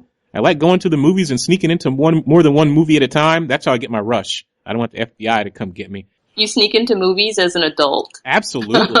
I buy one ticket. It's my act of protest against the movie theater industrial complex. So I get my one ticket and I'm like, I'm going to see 2 or 3 movies. But see, at this point, I've got it refined. So I've only been not caught per se, but like winked at by the security guard. So my defense would be that I had a heart attack or I was confused and the security guards were assaulting me. Okay. So that's my go-to. So everybody can borrow that one. But I say, you manage your smiles and cries. And I think I'd rather know of the world and be out of the cave, using that, Platonic or Socratic example, to be living a life of denial. But I can totally understand how some folk would just think that ignorance is bliss. I like trying to figure out what's actually going on. So for me, that's the medication. How do you manage it for yourself in terms of thinking about, as I said, sort of trying to be humorous, but using humor as a way of making a critical intervention? So I use a lot of, we look at things through a gender lens and through people who identify as women. That's really who we advocate for in News Hangover. And I've got to say that the idea came to me through a woman who was a war reporter in Afghanistan, Amy Ferris Rotman. And she, she was a British citizen who lived in Afghanistan for 2 years. And, I mean, you hear a story every day about, women who are raped in Afghanistan, how their family disowns them. Such a place where female persecution happens. And she came to Stanford where I did a fellowship last year, a journalism fellowship, and she was like, I am so down for women. I'm happy I was a woman in that I could talk to women. She's like, if I ever have to hire someone, it's always going to be a woman. It was such a female-centric lens in which to view the world. It really was some of the inspiration for doing News Hangover. And ever since I've been opened up to that, the dynamic of men, women, third gender, whatever, has been everywhere for me. It's like the word, Tootsie Roll. Suddenly you see it everywhere.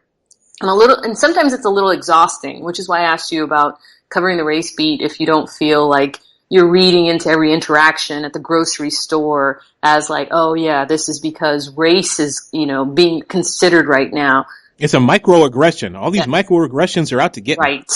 Making me crazy. Even as a heterosexual woman and just thinking all right, I have to deal with this other group, because of the calling of my loins or whatever. What am I projecting onto them as all men now that I'm working in gender issues about inequality? I mean, life is unequal in America for men and women. That's the bottom line. Women couldn't vote until when one of my relatives was alive, I mean, people live long, and, just kind of keeping it in your head that, okay, I need a break sometimes from this advocacy, strident, things are unfair mode of being. I take a little bit of a vacation from it sometimes. I gotta be honest. I have to turn it off and be I'm going to enjoy this party and not think that this man just talked over me or, at this cocktail party, someone didn't ask me oh, well, tell us about your outfit, Keli, and they asked all the men about their work, you know? Mm-hmm. I mean, but you can't fight every fight. I live in a major city, right? I live in San Francisco, and we take public transportation all the time. And if you fought every person on the bus or downtown or just every battle that you perceived as a sign of disrespect, you would be fighting all the time. And that's what I did the first month I moved here. You know, I feel like I have a bigger platform in which to address like those failings of equality. So I don't need to tell the guy that said, "Oh, Keli, you look, you know, what, not even you, Keli. Hey, woman, you look nice today." Like, all right. I'm going to let that cat call slide. Now, are they barking at you or making that kitty cat noise? Because I know here in Chicago, that's what they do. I'd be like, we got grown-ass men barking at people like they're animals. And what troubles me is a lot of the sisters respond to it. And I almost want to say, maybe because I'm closer to 40 than 30, as I've been saying as of late, pondering my birthday, I'm like, you're trained to respond to disrespect, and folks wonder why they're disrespected. You know, and it's perplexing to me. Maybe just the way I was raised about how to talk to folk. I wouldn't talk to anybody that way. And you just, like you said, when you study power and gender, you're like, are folks so caught up in these matrices of power that we're sort of, you know, not learned helplessness, but we've been conditioned to accept our disrespect? Yes. And especially if you consider that like a validation. Like, oh, he barked at me, I must look good. There's so many different ways to be a woman in America, too. So just because that's offensive to me and, you know, certain other people, it doesn't mean I can say, like, okay, and especially working with young women, which I really focus on women 25 to 34 years old, I realize that they themselves are turned off by prescriptions. They don't want you to tell them how they should be in catcall situations, romantic relationships. Like it's actually a little oppressive even for learned feminists to tell them that they should turn to every catcaller and say, "No, sir, fuck you. Like my outfit is none of your business. Quit barking." Like that also turns them off. It seems a little bit like, I don't know, stuffy. Like it's a really interesting time that we live in. My most important mission is to reach this audience, connect them with the larger world around them. And I'm trying to do it through humor because I know that being really strident and dogmatic is turning off millennials. Like it's really gross to them if you tell them how to feel about stuff. They just want some of the information and they want to just feel like they're deciding on their own. Like, so we threw a round table for women here in San Francisco, and we were just like, come, and we're going to talk about issues of the day and have pizza, and it'll be totally cool and get to meet people. And, you know, we're feminists, so come on down. And no one showed up. And we like have a really deep network here. I went to school at Stanford and Berkeley, and some of my creative team also are connected to all the universities. And it, you know, I forced a friend's sister and one of my old coworkers and one of my current coworkers to come to the event. And so there were 3 women there, all because we forced them. And I was like, dudes, what happened? Like, why did the call to, you know, find community amongst women, young women, why did that fall on deaf ears? And they said, because you used the word feminism. They were like, you know, just kind of that, yeah, that's so old and strict. And I was like, thank you. I've grown today 100 inches. And also, wow, what do you guys want then? So is it that for a certain generation in your experience of young women, and certainly talking about young women of color and all the different ways we can bracket identity, that it's an allergy to the language of feminism, just the very word feminist or perhaps womanist? I don't know if they would function in terms of the same repellent value to some of our young people. Or is it like, okay, they don't like the words, but they accept the values and the concepts as having worth? Or is it that they've just internalized so much of what the sisters and some brothers who fought for equal rights and are still fighting for equal rights across lines of gender? I mean, is it the language? Is it the ideals? Is it just we're both old now? And it's like, who are you old people telling us what to think? I mean, how do you sort of navigate or figure it out? Or have you? I'll tell you one thing for sure. I'm considered to be within their peer group. Like, we did all these screenings and they were like, oh yeah, Keli, you know, she's one of us. She's in our age group, blah, blah, blah. And, you know, that's amazing. So it's not about whether the source is like fusty and, you know, in a long skirt or not. But I think feminism, and, you know, I wasn't born yet when it really took off. I'm not going to lie. But I think feminism is just one of these ideas that were pushed by white women of privilege who were also not just something they were marketing or branding themselves as was repellent. I like that you said allergy, that they had an allergy to it. I just read a book by Deborah Rhodes. It's called What Women Want. And it said in the 70s, the big mistake feminists made was like letting all of the really out there women get all the press. So it was the women that were like Mother Nature and herstory and, they didn't burn bras. There were actually they were really mistreated by the press because they just seemed so ridiculous at the time. They brought in a playmate as one of their spokespeople and, hey, this playmate is a feminist also. But when the press interviewed her, she was like, I don't know why I'm here. Like, I'm just, a prop.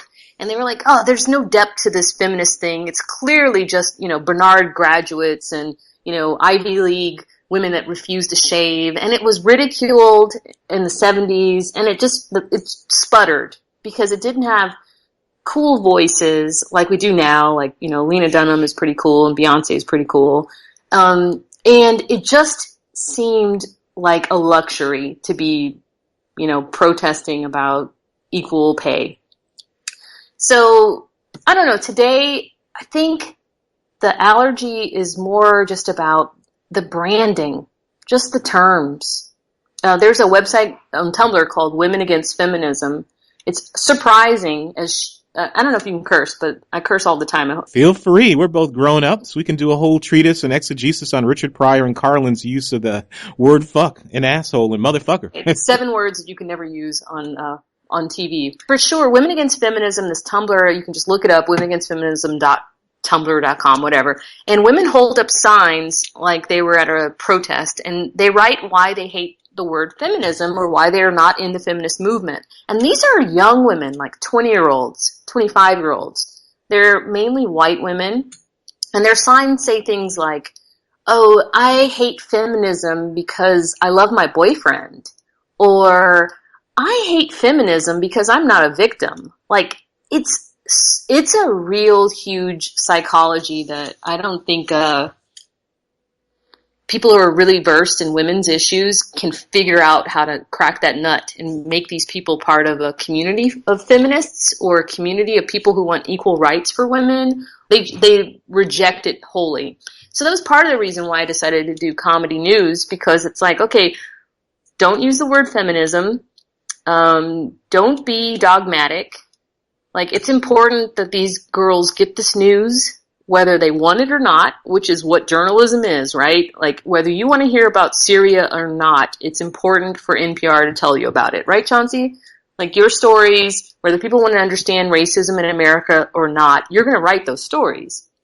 So my duty as a journalist of 15 years is to tell women who are reluctant to see that they may be different in America, a different class of people, tell them that, yeah, your wage gap is a real thing and your opportunities here are real. And, some laws affect you more than men. It's actually really a fun challenge. And I don't know how you feel about working on a topic that may not be solved in your lifetime, which is for you racism, and for me sexism. That might not be solved while I'm here on Earth, right? How do you feel about that? Like, you might be working on something that just you move. Well, maybe it's my narcissism or ego, but we all stand on the shoulders of others, and we like to believe that maybe that one little bit of drop in the puddle or the ocean, so to speak, will not necessarily cause a tidal wave, because that would just be pure hubris.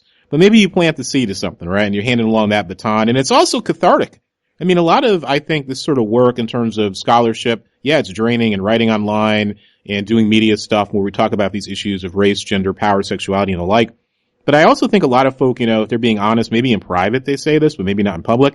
I think in a certain basic way, it's not ego gratifying, but it is therapeutic.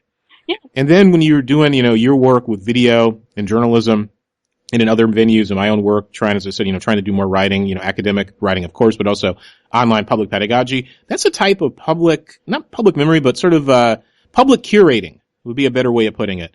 And you can really see how your own ideas and your own thinking develop over time. So, barring an electromagnetic pulse that wipes everything out, because who knows what could happen. It's like, yeah, on a certain level, this is therapeutic. And I was thinking about social movements, right? And one of the things that is not broadly talked about, or, because people are busy, they got other work to do, they're not sitting there reading journal articles about social movement behavior, is that folks in social movements, yeah, it's hard work, but there's also bonding that occurs between the people who are there. And there are also, the informal benefits of sex and partying and struggling together and getting to know each other and feeling, especially when you're young, that you're really contributing to something in the movement. So maybe that's part of it too. All those sort of extracurricular, positive, social capital sort of things that you get out of trying to do a little bit of work and trying to do right. Yeah, we call that psychic income. There you go. That's something that when I was at the LA Times, my first job ever, my editor pulled me aside and was like, yeah, you're pulling down $28,000 a year, but don't you feel that psychic income? Isn't that delicious?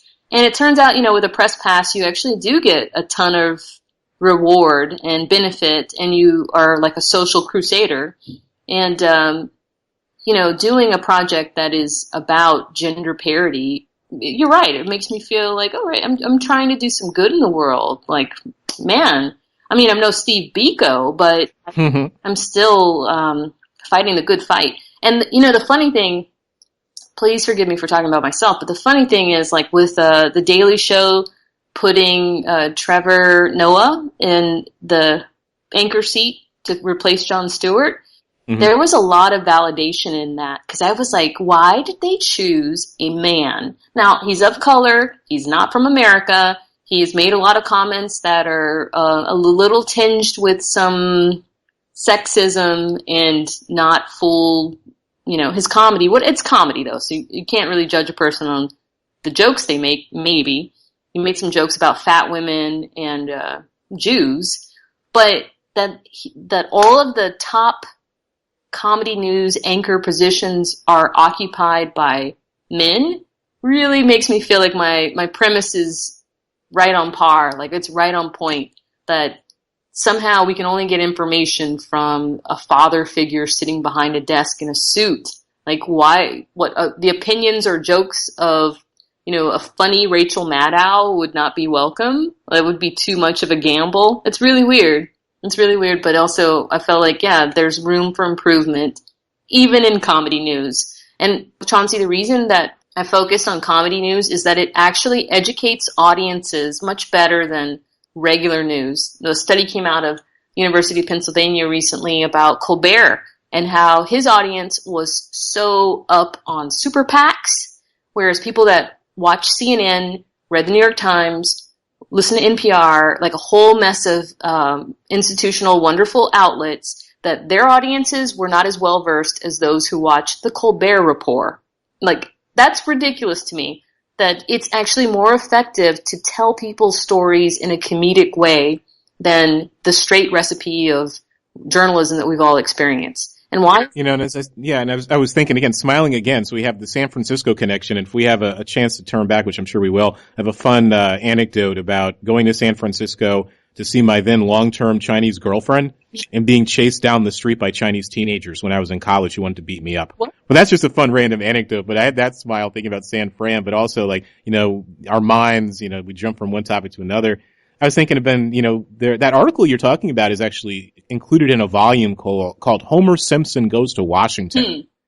And in that article, as you said, you talked about sort of the education, of Daily Show viewers, educational level, SES level, how they're, number one, much more well-informed than the general public, because you have to have the knowledge to get the context for the humor. But the one thing I also found really fascinating in that article was, I think there may have been some follow-up research on this, that conservative viewers of the Colbert character, like on the Colbert Report, they actually thought he was a real conservative. What?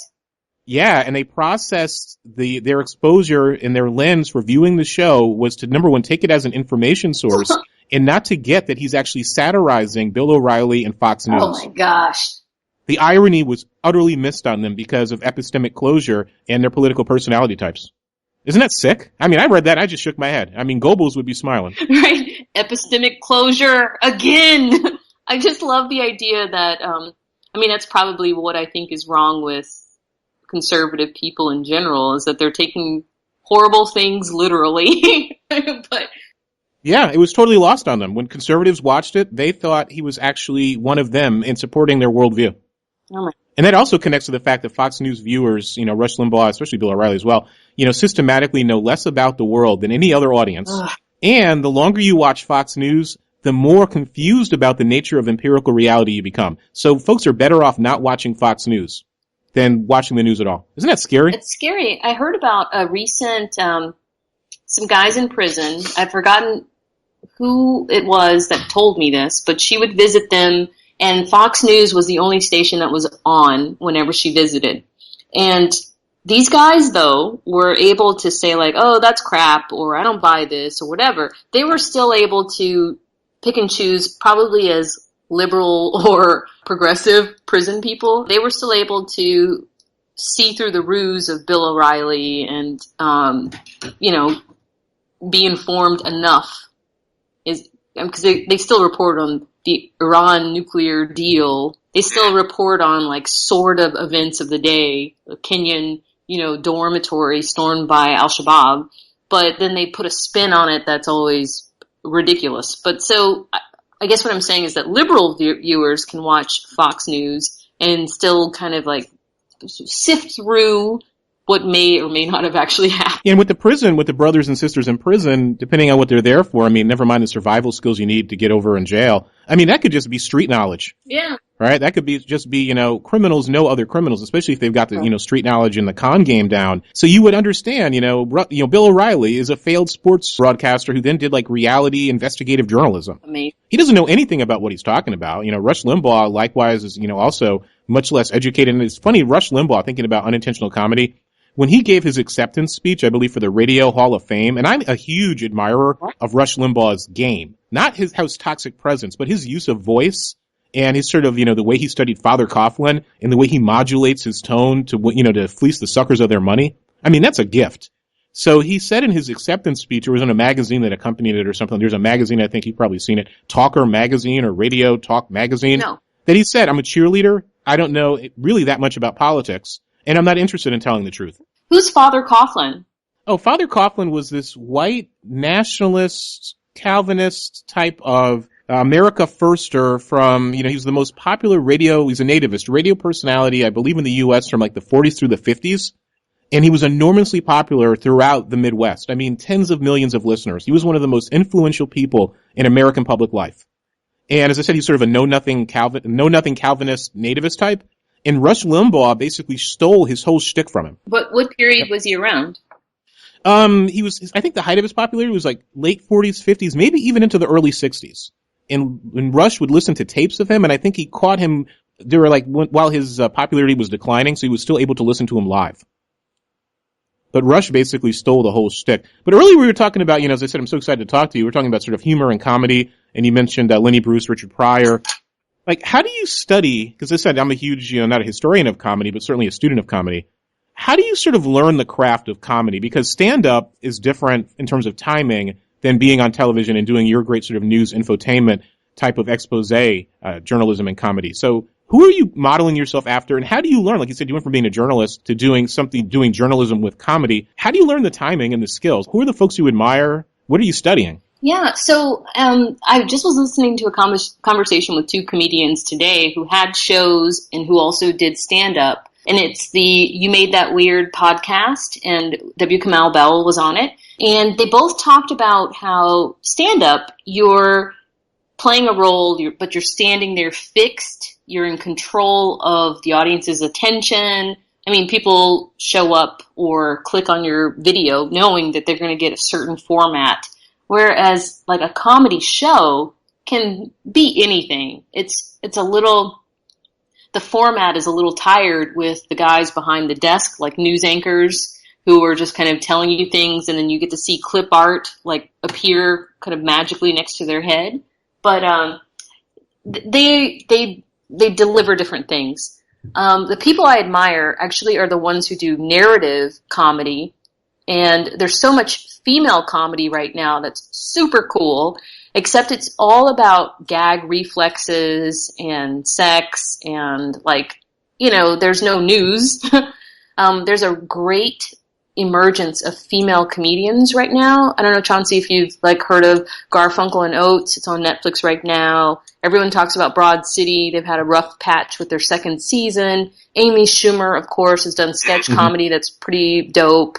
And, you know, Tina Fey and some of the older ones too. But no one tackles like giving you education while giving you comedy, you know, at the same time. In the female realm, I mean, there's a Samantha Bee who appears on the Daily Show. So I don't have many role models who are doing something that I can emulate, is what I'm getting at. I mean, I love Jessica Williams on the Daily Show also, but she's really young, and it's a format that's been chugging along for such a long time that you're never going to get a DVD highlight reel of the Daily Show, you know? You're never going to be like, oh, I just want to see SNL you'll at least go to see what did The Rock do a month ago, or, you know, what were the highlights? And you really never go to news comedy to see stuff that's dated. Having said all that, I'm obsessed with Louis C.K. I'm a huge fan. You mean his stand-up or his TV show or both? His TV show. Oddly enough, his stand-up, I'm like, meh, but his TV show is amazing because it fuses comedy with drama, which is as close to comedy and news that I'm shooting for, the ambitions I have. He really gets an emotion out of you, and so masterful. I don't know. I just finished the 4th season of his show, Louis, on FX, because I don't watch things when they air. I don't know why. I just don't do it. I want to make sure like all the reviews are in and people say it's worth my time. So anyway, the way that, I mean, Chauncey, don't you see that he's taking you through a lot of dramatic, tense, traumatic stories, and then also putting you right in the middle of some hilarious, absurd stuff too. I mean, it's you know, Louis, it's naked angst. You know, I'm a huge Louis C.K. fan. I don't know if you may have likely have heard his podcast with Mark Maron. Some have said is the greatest podcast interview of all time, the 2-parter. Oh my gosh, because it was two friends, ex-friends, being honest with each other. I can't believe that they aired that, but it made both of their careers at the same time. Because again, the great comedians, this is what destroys them too. This killed Pryor. This killed Belushi. This has killed so many. Is you're naked before the world. And for a comedian to laugh, I think it was Artie Lang. I don't know if you're a fan of his work. I've talked to him a few times on Twitter in the aftermath of his racist debacle. And Artie is someone, and he does that whole bro, gross out, you know, angry white man, politically incorrect frat boy humor. But there's a lot of pain and realness to his life, and he channels that. So Artie Lang was talking about how to be a comedian is this like perpetual state of angst. And he uses this example. He says, for a regular person, you can show them a video of a grandma, he said, if you're into physical comedy, falling down the stairs, and you can make it funny. But he said, for a comedian to laugh, you have to show someone picking her up, beating her, then throwing her down the stairs. And Louis C.K., when he was talking to Mark Maron, he's like, hey, you know, we have the angst, and the things that make us laugh don't make other people laugh. And in that podcast, he talks about living in filth in that apartment in New York, how he got his Amex Black card, or his Amex card, the first one, and he didn't know you had to pay it. So they had no limit, and he's just charging like motorcycles and cars and all this stuff. But the one moment I liked there where he was talking about the craft of comedy, and you're up there on that stage, right? And he's like, as you pointed out, you're naked, and you have to find a way to tell the story. And his TV show, again, is just genius because, as you said, it's drama and narrative. And these scenarios about white, middle-aged angst. But then he mixes it up. So he introduces the mother of his child is black. So he introduces that one. The vibrator episode I thought was just so real in this season of Louis C.K.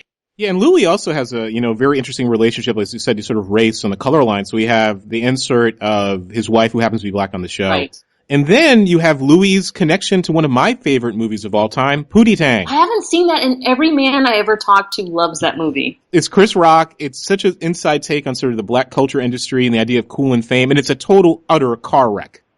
And Louis C.K. actually wrote it, and I had no idea until I heard him talking to Mark Maron about it. And what Siskel and Ebert have to say about Pootie Tang? I think they were equally divided. Madness and genius or disgust. Because the whole thing of Pootie Tang, he was a character, I think, on SNL that Chris Rock came up with. And basically, he only talks in Pootie Tangisms. And the audience knows it's like this weird lingua franca. So I'll try to do a Pootie Tang. So he'll see a woman walking down the street, and he'll say, "Shapadow on the wanate on the booty bam." No. And that's all. He comes up with these things, and everybody acknowledges him. And then there's a character called Mr. Dirt, who's an assassin who works for the evil white CEO corporate type who wants to destroy Pootie Tang's community. I mean, I can't even describe it. It's that surreal. But I mean, if folks haven't seen Pootie Tang, you definitely have to check it out. But I was thinking again, like you're talking about, the craft of comedy. As I said, I appreciate your didactic and teaching moments here. You're sitting there, and in terms of thinking about comedy and method, how are you learning to break the fourth wall and to play with the camera? Because that's another thing that a lot of comedians who, that's what comedy can do, break the fourth wall. Like little subtle glances at the camera, acknowledging that the audience is there. Or are you just trying to play it straight and not have those sort of wink-wink moments? Yeah, I'm not doing wink-wink moments just yet. And, you're talking to someone who has not mastered the fusion of comedy and news in video form quite yet. But I'm a huge fan. And there's something that I heard a long time ago, that anything that you appreciate, you have a kernel of that within you. So Chauncey, you yourself may be a comedian because you have like all of this knowledge of comedic talent and history. Uh-oh. Yeah. I mean, you have to have the taste for something, and it almost means that you could create it. Talking about Pootie Tang, I wanted to ask you was, how do you feel about a white person writing a script about a black person who seems to talk in Ebonics, from what I've heard about this movie, and which is why I avoided it, by the way, that this kind of caricature of a weird black person, and knowing that it's scripted by a white person. How do you feel about that?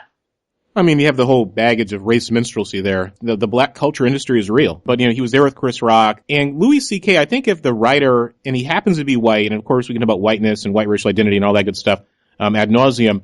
But if you understand the text that you're working with, and you understand the relationship with the audience, and you understand that history so you can navigate it, as a white comedy writer, if he can Louis C.K. can sit down, because Chris Rock had final say.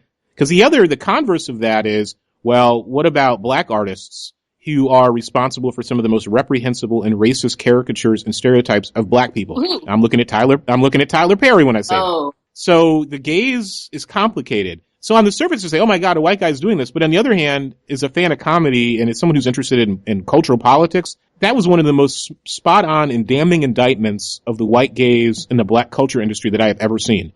And maybe it took a white person who can sort of be the insider outsider to come up with that hot mess. But it's genius film.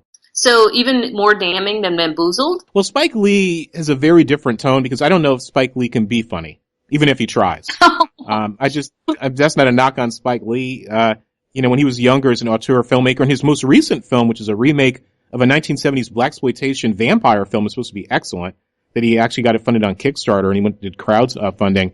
But I think Bamboozled is a much more pedagogical and didactic text, because Spike Lee, an educational filmmaker, a pedagogical filmmaker, he's always trying to teach the audience something.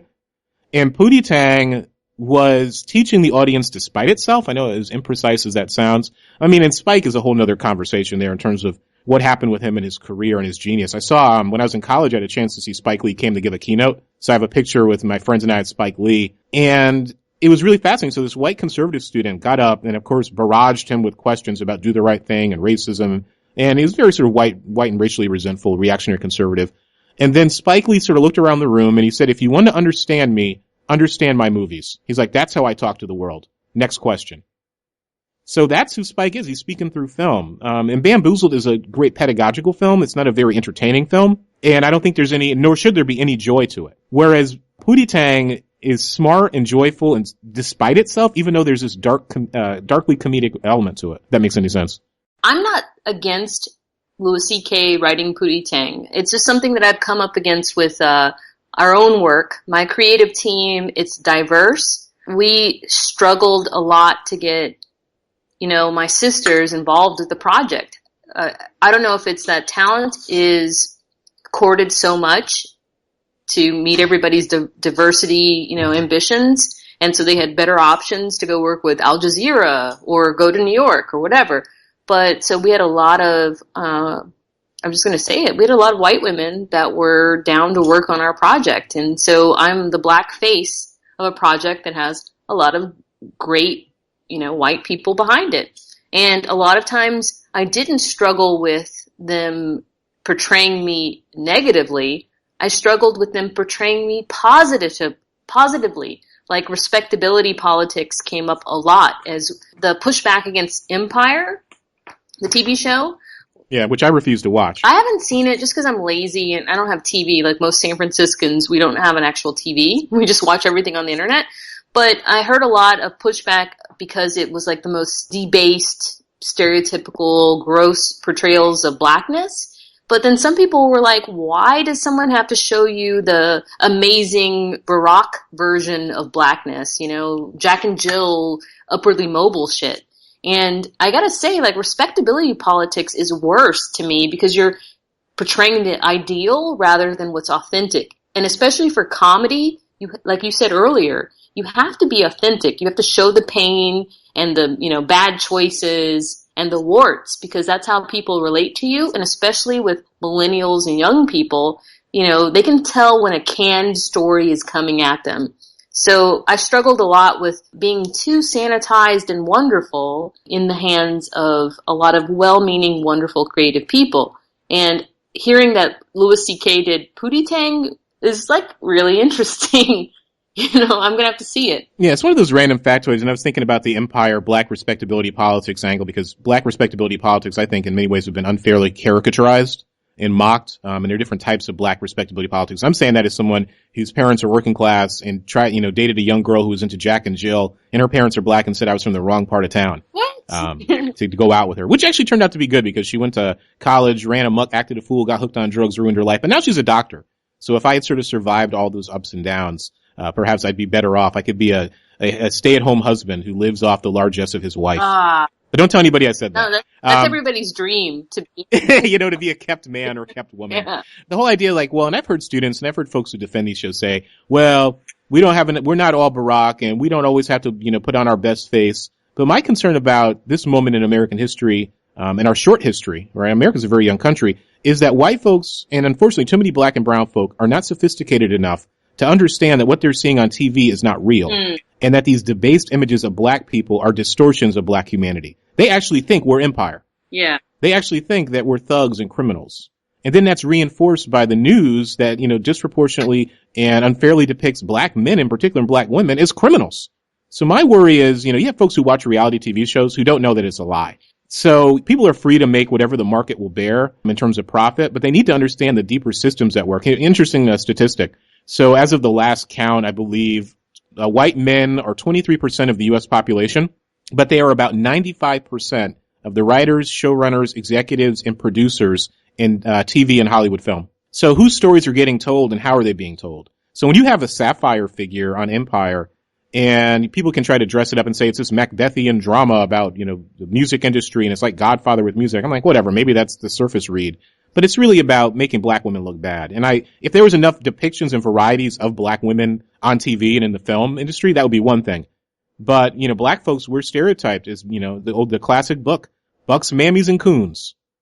And those are the archetypes that we're still struggling with. Talking to a Kenyan recently, a person from Kenya, a man from Kenya, and just kind of like getting his, take on what it's like to move to America and lived and worked here. And he was like, I was so surprised at Black people in America because the images we've gotten of you guys were that you were on the corner, hustling or hanging out and being thugs and stuff. I mean, just to see a person who looked like me and experience their prejudice was very upsetting. I mean, you have colorism and then you have, that's why I'm really working on my own language. And I was writing about this on the website. Maybe I'll do a post on it or not. So I'm just curious about your take on it too. The language, when a lot of Black public intellectuals and Black media types and social justice types, they default to this language of Black and brown people. Well, I'm really trying to not use that language because we need specificity. The experiences of Black Americans are not the experiences of Black African immigrants necessarily, or Black Caribbean immigrants necessarily. So you have sort of these, many Afro-Caribbeans who are immigrants who are really experience a type of, it's called elevated ethnicity, where they're elevated above Black Americans, and they've internalized this in the racial order. But then you have these tragedies, Amadou Diallo. He didn't understand, because he didn't grow up in this country, that Black men, when stopped by white cops, don't reach inside of their pockets, because they'll be shot 40 sometimes.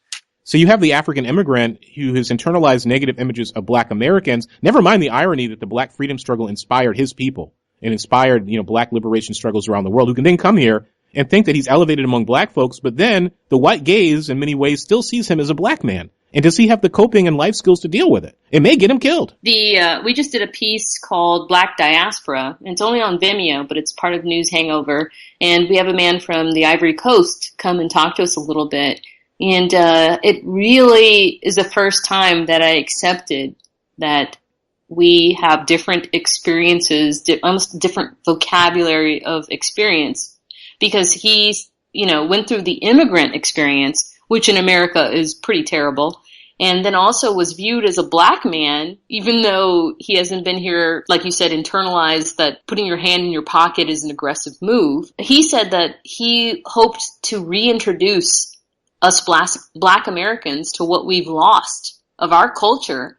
And I never got the follow-up to what he meant by that. I was like, does he mean drumming? Does he mean, like a certain dance move that I cannot do because I'm too stiff? I'm going to write him. I'm going to email him because he's a lovely person. But the recognition for me was that the diaspora is different. I know we try to paint it as similar. We can all wear, dashikis and celebrate Kwanzaa, but the experiences are so varied. And I've been to South Africa, and I was embraced as a sister by the people that were there. But at the same time, I was able to move more fluidly through that culture. It was 1997. It was just 3 years after apartheid ended. Mandela was president, and I was accepted and seen as a American, a Californian, and given access to places that the natives were not. The native Africans, South Africans were not. So I don't know, Chauncey, it's really, that's a separate conversation about hey, Africans in America or people from the Caribbean in America, how are you different than us? I think we've done so much to say we're all the same, or through the white gaze, we've been pigeonholed all the same, but there's some serious differences. I mean, those differences are real. I mean, I was thinking about that Kenyan gentleman, or the gentleman from the Ivory Coast, if you are able to communicate with him again, because I'd be very curious to see if he's aware of how much of the culture of sub-Saharan Africans and world culture is Black American culture. So there's that one. And I mean, I was talking to he's a medical student, African immigrant who's a medical student. This is a few months ago, and he was doing his stereotypical running down Black American speech. And I didn't even know the man. I was sitting next to him at a bar. This is my habit. I like to go out late at night and drink a beer and read a book. I'm that weirdo, and do some people watching. And I turned to the brother and I said, I had a question for you. And he's like, oh, he's all excited to talk to me. I was like, oh, what's the question? Because, of course, he made certain assumptions about my class background and my habitus, that he's the medical student who can lord his status over other people. And we were talking, and I said, now you're talking about Black Americans and these broad stereotypes. I said, where are you from? He told me about his family. And I said, do you come from a poor family? Oh, he's like, oh, middle class, upper class. I was like, okay. And I said, I'm sure in your town or city where you're from, he's from a city, there are guys sitting around all day drinking liquor and chewing cock. Now, are they going to be the ones who show the motivation and stick-to-itiveness and have the resources to immigrate to a new country? And it's like a light bulb went off for me. He's like, I never thought of it that way. And I said, so by definition, you're an outlier. So don't judge yourself as an outlier with a certain amount of privilege relative to every single Black person you may meet. And it was like this epiphany for him. And he just never thought, he's like, I never thought about it that way. I was like, well, I suggest you start doing that then. But he had never thought about his experiences from that lens or that perspective. Chauncey, you just blew my mind because I was talking to a Kenyan who went to the same graduate school I did, and he was like, oh, I only got a master's. He's like, I promise you, Keli, every African in America is going for their PhD. You're looked down upon if you're an African in America without a PhD. And I felt like, wow, who is this super class of Africans in America? Clearly we are the detritus. We're the terrible people. But as you put it, I can't immigrate. I'm not going to go to France anytime soon because I don't have enough dollars or, a purpose. So the people that we are getting here are the talented tenth, so to speak, of all the African cultures. Thank you. Or the talented, if they're Nigerian, talented 1% with all that oil money. Thank you. All right, I get it. So we are seeing the high performers here. But there's also a lot of self-policing, too. I mean, we're talking about the model minority myth. We think about our East and South Asian brothers and sisters. Right. Well, we don't talk about how the model minority myth actually constrains people. And we don't talk about all the East and South Asians who are struggling in school, like the Hmong people or Cambodians or Vietnamese refugees who have similar levels of quote-unquote cultural or ghetto pathologies, to quote William Julius Wilson, underclass pathologies, as poor black people. So I'm sure those Kenyans and Nigerians and others who come over here, because I know some of them who come over here and utterly failed. We're not talking about the ones who totally washed out, or the ones who, because of circumstances, end up in jail or have all sorts of other liabilities or trouble. So there's a lot of self-policing in terms of, and it does the work of white supremacy, because for white racists, especially white conservatives, well, the model minority myth does their work of saying black people are lazy. Yeah. And are culturally pathological. So they get that aid and assistance, but they're also being used in the process. And they're not putting up their Pookie and Ray Rays. They're not making them, the emblem of their people. Seriously, I don't see any movies about that. But as we wind down, I know you've been so generous with your time. As I said, I so appreciate you sharing this organic moment we had earlier. Sort of, that's why I love doing the podcast and talking to all the smart and interesting people doing smart and interesting things who agree to sit down on the Chauncey DeVega Show. That's my obligatory tagline. It's our running joke. On every episode, I use that catchphrase. So you were a food writer. Yeah. What do you think about food porn? Because I need someone who's seriously written about cuisine and food to help me, and I don't mean naked people making pornos with food. I mean these folks I see eating out with their smartphones, taking pictures of some of the nastiest, most uninteresting things I have ever seen, and or putting on Twitter their horrible cooking concoctions. What is going on psychologically with these folks? I mean, how do you respond to it as someone who's actually written about restaurants and food? Are you just perplexed by it, or you just laugh, or something else? I mean, how do you deal with this stuff? Isn't it kind of like people telling you they've been someplace that you have not? It's a... So I've been at this crappy restaurant and eat this mess of nasty chicken wings, and I'm going to put a picture of it. I'd be ashamed to be like, nobody needs to see this mess. Well, somebody thinks like, oh man, they've been, pounding down those chicken wings. Good for them. I walked past a guy today that was eating Popeyes while walking, and you can tell it's Popeyes because it has that extra spicy smell. And that should be a crime. It sounds like a ticketable offense. It should be. Instead of bumptious walking while eating Popeyes. Right, and it was like a leg. There's no breasts at Popeyes. For some reason, they only have the leftover animal parts, bird parts. Anyway, but it's something about the carnal nature of being on the top of the food chain. And I think we're celebrating that more than anything else. We're saying at any moment of the day, I can have, the pleasure of mac and cheese or a pizza or just something, nachos that are overdone. It's a celebration of excess. And if you have an Instagram, Twitter, Facebook, all you want to do is show everybody else how much K2 kind of compulsiveness of I'm here and you're not. So even if it's a wings place that Chauncey doesn't approve of, somehow... I love my Yardbird. I ain't got nothing against the Yardbird. One of my fondest memories, and I've told people, and I don't think it's embarrassing, some of my fondest childhood memories, since you mentioned Popeyes, is my father was a night manager at a cleaning service. And he was a jack of all trades. So he had a cleaning service, and one of his side jobs was the night manager at Popeyes. Would you not know that every Sunday he would bring a garbage bag full of chicken home? We would refry it. If I ever, do a screenplay or write, the monograph about my life or novella or something about my life, semi-autobiographical, I'm going to have the scene in there, all true, about Pops bringing Santa Claus, a black Santa Claus with a garbage bag full of chicken wings and breasts and thighs and that spicy smell, and then refrying them at home and eating till we fell asleep. Wait a minute. Were they cooked or were they just... Well, they were raw, so they were frozen, right? But we had to reheat them, and my mother they would refry them in the grease. Oh, it was awesome. It sounds amazing. I'm all about the biscuits, but I didn't know somebody could take home a whole bag full of raw. He would steal it from the freezer, and he's a black Santa Claus with a garbage bag full. He double lined the garbage bag. They were clean garbage bags, and he would take them, and it would be Santa, chicken Santa. They're like Tupperware, the garbage bags.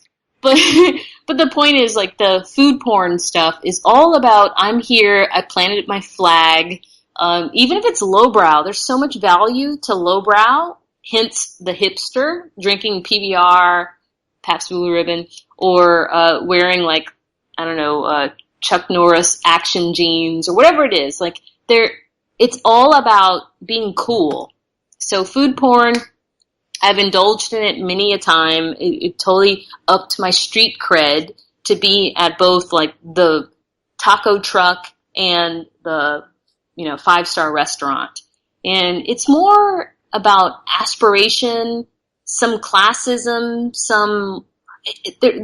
all the motives seem negative, by the way. All of them are not about community or inclusiveness, in my opinion. They're mainly about I'm cool, you're not. Like this shit, here you go, here's a photo of my dinner. And I'm thinking it's also too about the culture of narcissism and micro celebrity. Yes. So you have folks, and that's the downside of social media and selfies. We can talk about, another conversation certainly about sort of the psychological consequences of this culture of narcissism and also the age of illusion, where you see folks who don't have the palate and they don't have the taste to know they're eating crap. Right. But they're desperate for attention for doing something. So they're going to sit there and take pictures of bad food because they desperately want, in this age of, the culture of cruelty and age of austerity, all the anxieties and fears, they want attention for doing something. I'm so surprised that you know this much about food. Like Chauncey, like you're a total Renaissance dude. Keli, where can folk find you online? And what do you have in store for the future for your various projects? How can folks reach out to you? Yeah, so, on YouTube, we're at News Hangover. So it's youtube.com/News Hangover. I'm really active on Twitter with just like my thoughts about being a black hipster nerd and a populist and a feminist. For the future, I'm just working on the problem of making information more accessible to people. And I love podcasts. I love the idea of you doing conversations with people and making people feel less alone when they tune in and listen to an hour-long conversation between you and some person of note. I feel like this is a really good moment in media.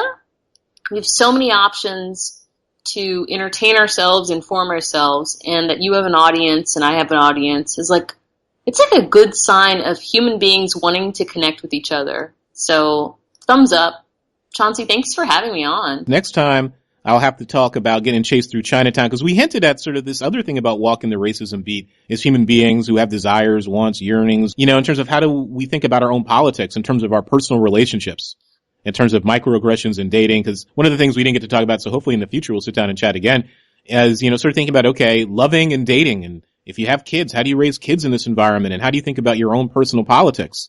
Because one of the, some of the pushback I very often get from folks is, oh, Chauncey, you date across the color line and you're supposed to be this, black pragmatist, and you have a website called We Are Respectable Negroes. I'm like, yeah, I'm a pragmatist and I'm a secularist and I love human beings, period. W. Kamau Bell has a white wife and he is a race comic. He will say 90%, 85% of his material is about being a big black man.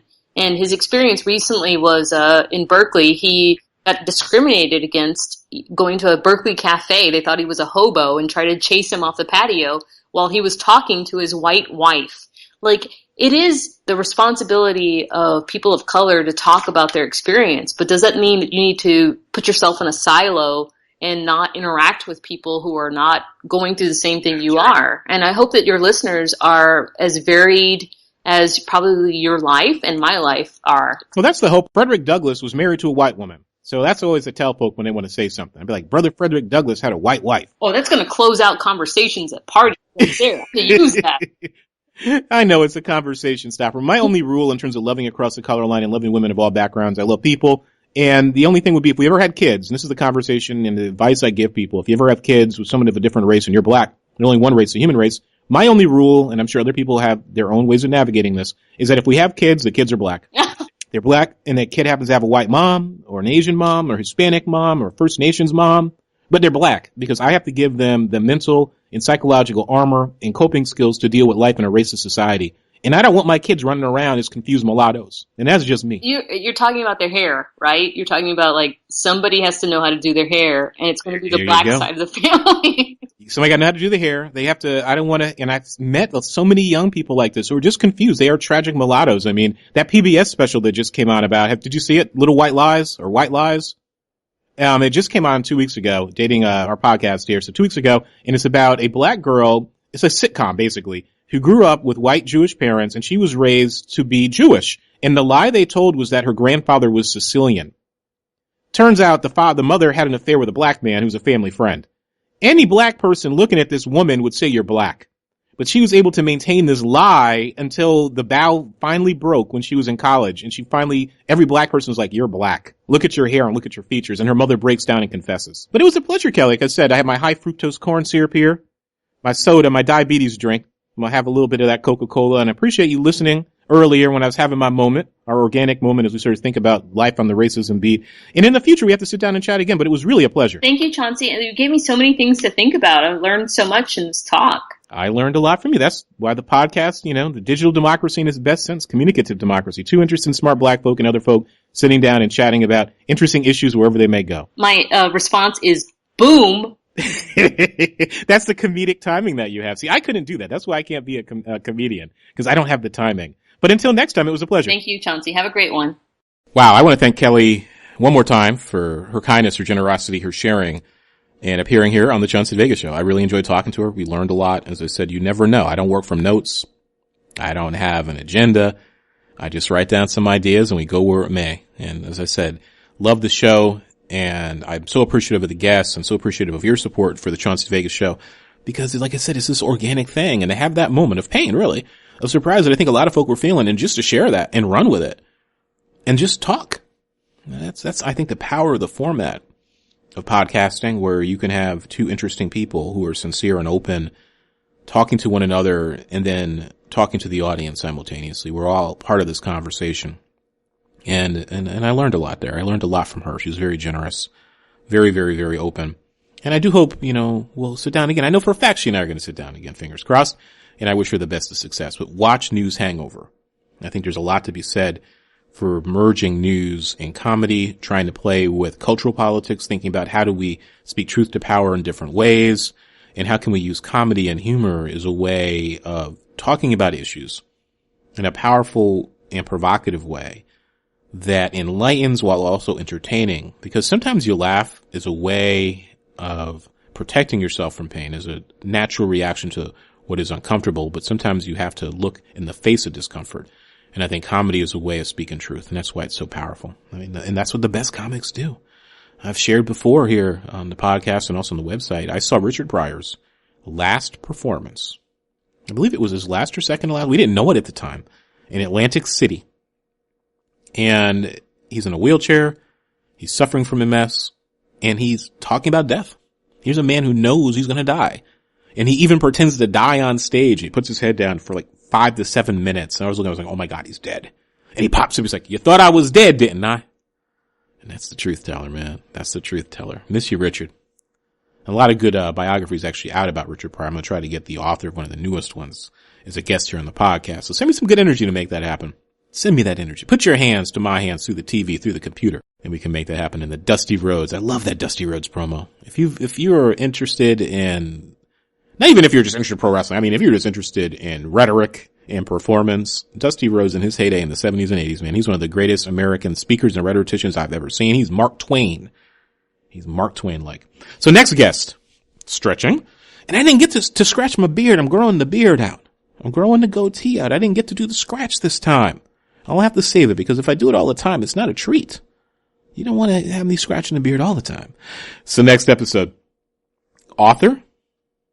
I mean, I'm very excited. It's really cool when you can email somebody through the ether, like I did with the great brother Lansdale a few episodes ago, and they respond back like, hey, we'd love to chat. Yeah, let's sit down. Let's mix it up. Let's chop it up. So next guest here on the Chauncey DeVega Show, Joe McKinney. He is an author who has won many awards, Bram Stoker Award and others, for his writings in the horror sci-fi genre. I'm going to say it, brains. That's my Romero, brains. So we're talking about zombies. You know, I love me some zombies. The ultimate metaphor. You can do anything you want with zombies. One of America's great gifts to the world. Yes, we can talk about the Haitian zombie tradition, Vodun, and all that stuff. I know. But as we understand the zombie, or we can talk about golems. Well, I get it. But as we understand zombies, again, it's an American tradition. So he is the author of the new book, Plague of the Undead. He has written many books that I thoroughly enjoy, including, and here I got the book right here. I'm opening the book up.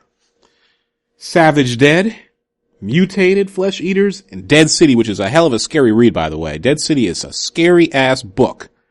I shared that with a friend years ago. She was up in New Hampshire, and she was scared too and had to go out to the bookstore and get the rest of his books. So, brilliant guy, hell of a writer, hell of a hand. And we talk about zombies. We talk about public health. We talk about security. And here's why Joe McKinney is so cool in terms of his writing and his preparation, because the zombie genre is just bloated. So as I said, to listen and talk to somebody who's a master writer who talks about the routine of writing, the schedule of writing. We talk about, and here's why he's so cool. He's also a police officer, an active duty police officer. So you have somebody, Mr. McKinney here, who can talk about procedures, talk about public safety, talk about what may or couldn't, or what he considers to be unfathomable and unrealistic in terms of thinking about a zombie outbreak, and then bring that horror element It has what we call verisimilitude.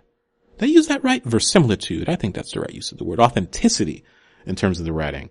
So he is the next guest, Joe McKinney, on the podcast, the Eponymous Name Podcast, known as the Chauncey DeVega Show. And as always, send a brother some love if you can. Send a brother some love if you can, because the podcast takes time. It takes energy, opportunity costs. The average episode takes about 3 hours to sit down and do, sometimes 4 hours, depending on how much editing and getting the noise out and rearranging things I have to do. So I know times are hard. I know things are turning around in some areas and not in others. But if you can send some love, and of course, if you can share, tweet, download, tell your friends about the Chauncey DeVega Show. As I said, we're on season 3, I think now, episode 19. And there's an inside no prize joke for friends and fans of G.I. Joe comics from the 80s and Larry Hama about the no prize. The numbering system here on the Chauncey DeVega Show is a bit vague and opaque. So when we hit episode 50, I guess we'll reset it or something. But things are just chugging along. I've got some amazing people coming up. And a few folks already know I talked to online who are friends and supporters of the website, our boosters. I've talked to some of them. They're like, hey, who you got coming up? And I, obviously divulged that. Got about 15 or 17 episodes recorded. Some real heavy hitters, to be frank, coming up in the near future. You're going to be pleasantly surprised by. And as is my standard closing, as I said, if you can show some love, go to the ChaunceyDeVega.com site, right-hand side of the screen, see a PayPal link. Click on that. $1, 50 cents, $2, $5, $50, $100. I take all amounts of money here because I don't advertise. I've been asked. I don't want to compromise myself. That may not last forever. I hope it doesn't. I want a man to be consistent in my principles, but it's your support, monetary and otherwise, that keep things going forward. And as is my standard closing, I will be at C2E2 having fun. Maybe I will get a picture with CM Punk, someone who I really like. I will be relaxing, recharging, tweeting, sending pictures here on the website. You can see what I'm up to and trying to do a series of informal interviews with people. But while I'm doing that, please, as is my habit, by pleading with you, be nice to each other, be good to a friend, call up someone you haven't talked to, who you have intended to, who you miss, or maybe had a falling out, or maybe you're just worried about and you haven't heard from them. Be nice to our animal friends. It's very important. Please be nice to our animal friends. They need all the love and support they can get. And do something good and nice and kind for yourself. There's nothing wrong with that. Practice self-care in these trying times. Be good to yourself and be good to others and send that good energy out to the world. Until next time, which will feature a conversation about zombies with Mr. Author, Police Officer, Mr. Joe McKinney. That's a double Mr. for him because it was a great conversation. And that'll be next week here on The Chauncey DeVega Show.